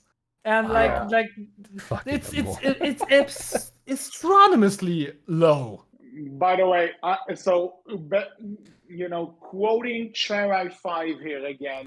Nomura gotta by eat, the I time, guess. No, by the time you get to Square Melody Enix of gotta Memories, by the time you get to Melody of Memories, let's count how many Soras are fucking required to tell this story. You have the regular Sora, you have Roxas, you have Ventus, you have the evil Sora, you have Shion, you technically have Nominee, you have the chess piece. You have the digital Sora from Coded. You have the Dream Sora from Drift Up Distance. You have another Digi Sora from Remind. You have so many fucking Soras that the meaning of the word Sora is no more. I have no idea what a Sora is. Oh, you also have that other person who's residing in Sora's heart, who's introduced briefly in 3 when he like has all when you have that moment, that really cool moment of like riding on all the Keyblades. I have no clue who that fucking character is. That character's like, you need some help? Yeah, from the mobile game and from the mobile game. Fuck me. Fuck me. Yes. And I haven't watched that yet, but I know he's from the mobile game. And at the end, I believe you see him shortly in Union Cross X, the movie. I believe that's a different guy. And all of those Keyblades you shoot at the are past Keyblade wielders, right? Yes, they're all players from the mobile game. Cool. And I thought they were, because some of those names looked interesting. Yes, that is why. Who is this Munch Inter.69? I wonder. Yes, and that is why. And the end of 3, where they all stand with that box, and Xigbar reveals himself there, and all announce him as Lush, or call him Lushu. That is all what's happening in this 1 hour movie, and all of these characters standing there, and this box, what's that about, because at the end of it you then know that the pupil of that old mentor from the hooded persons is so you're talking the hooded figure who's talking with young Xehanort. You learn who that is? No, not with young Xehanort, I don't know, but I think there's a cutscene in Remind where you see young Xehanort talking with another hooded figure, and Xehanort asks him his name, and my name is Silence, because Nomura loves to do that. Yes and no. I think that is the master in the movie, because there is a master, a hooded figure, that has 5 pupils, and I believe 6, and the 6th one is Lushu, and he's the only one whose face we've never seen as well in this movie. And he gets sent away with a box, and a mission to protect that box and that keyblade. The keyblade with the eye in it, because it can see the past and all of that, because of the Book of Prophecies and stuff like that. And you never see the identity of the master. And I think young Xehanort, right, has talked to the master. And he's that. And Xigbar is that pupil of him who has been sent away with that box. And all of the other 4 around there, one person is missing because she has a different role. They all have one role, and one is missing, and she's going to be extremely relevant in 4. They all meet there, and you know they are all head of Keyblade covens earlier and stuff like that. Supposed to be our new villain group, I'm assuming. No, they're not villains at all. They're not villains at all. They're from what we've seen, but the good Xigbar's guys. a villain, though, and Xigbar is a good guy as well. Supposedly, and the master may also be a good guy or a villain. We don't know. I still say that that this fucking thing better end up with Goofy being the master of masters. That's all I'm saying. Yeah, please let him be revealed and be Goofy. Goofy's the true big no, bad. but really, I extremely advise you that before watching that movie, it's like 1 hour, and they're all they were head clans of Keyblade people from the Keyblade War, before the Keyblade War and stuff like that, and they had each had their own clans and all of that. And the person who appears before Sora was one of the pupils from these many clan people, and like that was all the build up. That mobile game and the movie is the build up for a completely whole different story that comes out before the Xehanort saga is closed.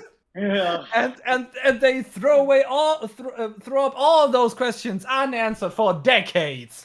And then they rush in the final game to check off all the checkboxes and to give him a 5-minute redemption story and then send him off so that we can focus on this story, which I burn to tell.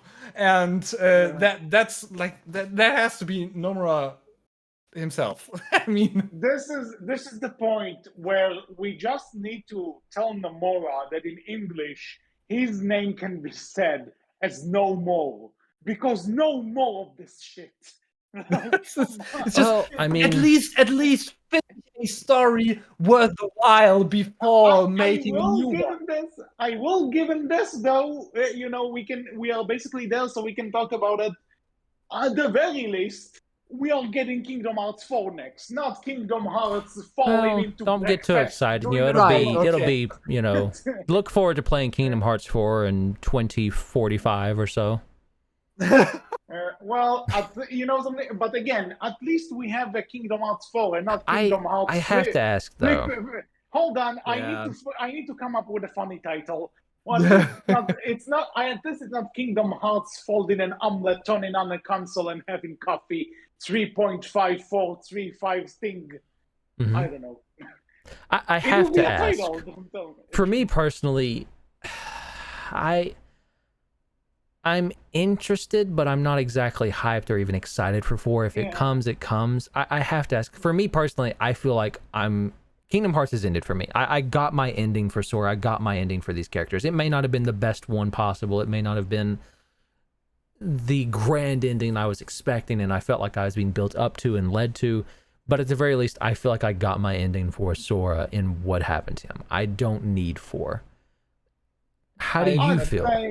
How do you two feel?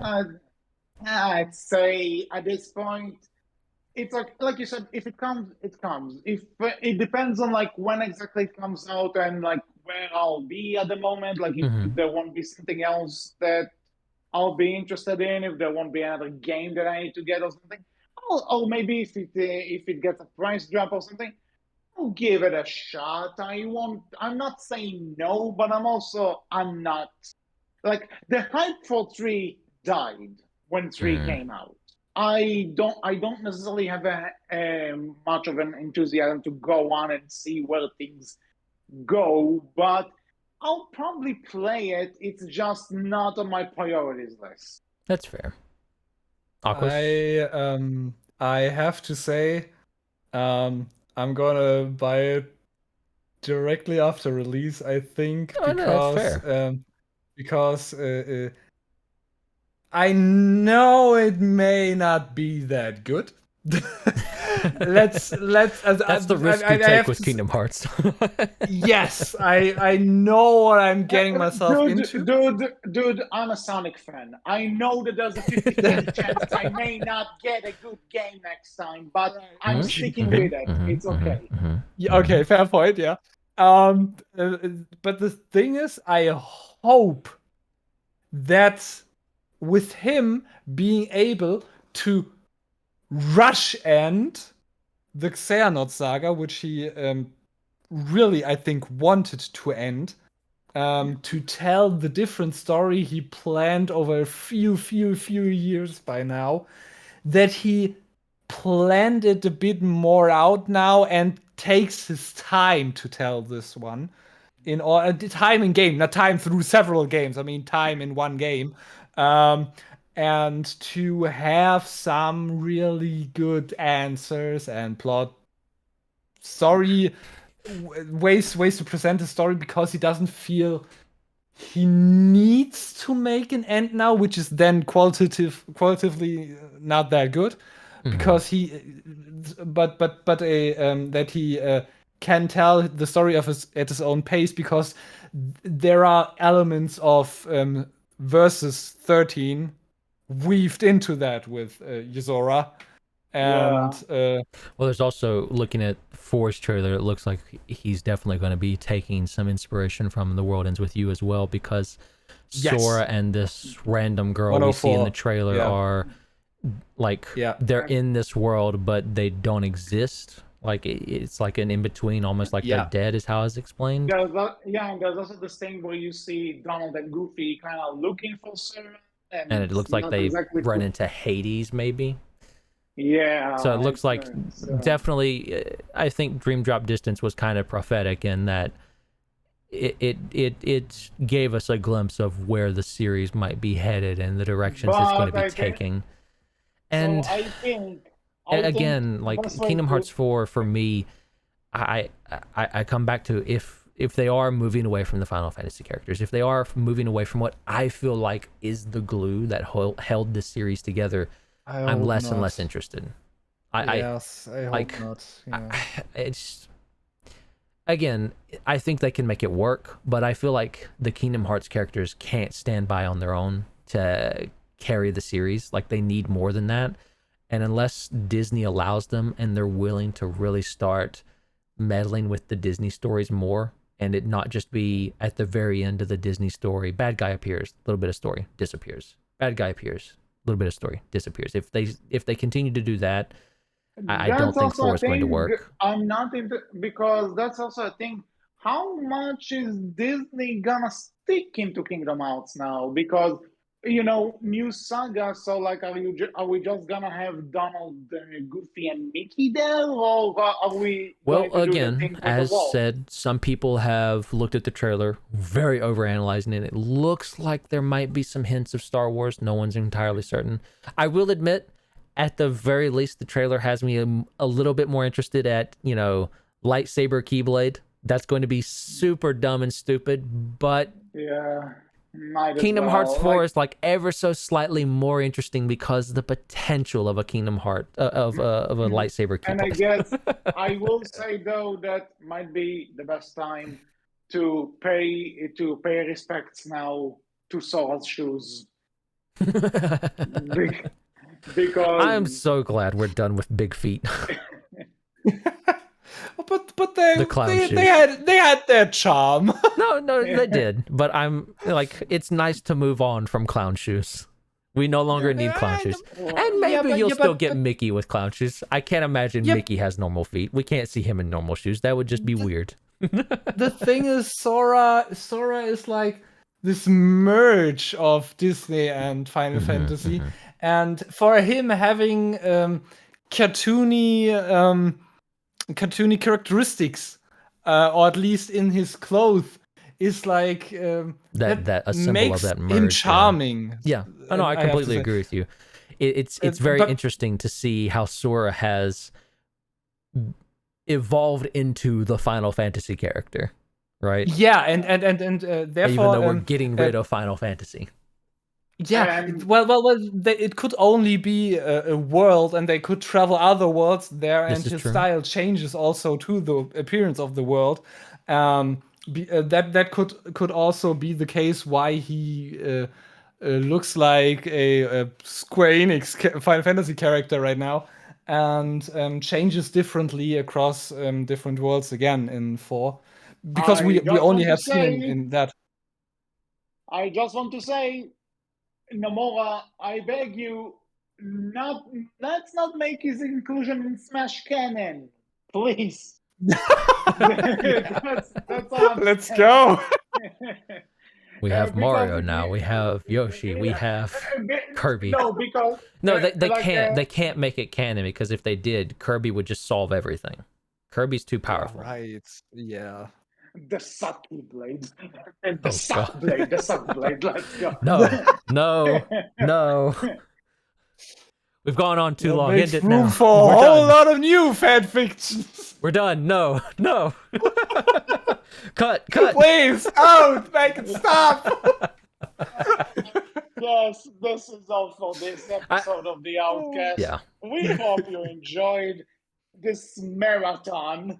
What do We you are guys fans think of Kingdom about- Hearts, even though it doesn't sound Yes, like absolutely. it. You know, this series, it's a roller coaster. It's a lot of up and a lot of down. Very far down sometimes, but Yes. So yeah, totally. It's what fun. do you guys, the listeners, think about Kingdom Hearts? You can tell us all about it in the comment section below, on our Tumblr, which is Berkcast Team, and on Twitter, which is Berkcast with a capital B, capital C. Aques, where can people find you? You can find me on SoundCloud with Aques Aques minus Livaro, or on YouTube with I believe Aques Livaro as well. Okay, then. So until next time, I was HC, I was Wolf. And I was Aques. and we will talk to you all next time. May light always be with you, and may it vanquish the darkness. May your Something, heart be your something, guiding something. key. Yeah, let's go with that. Take care. Bye-bye. Bye.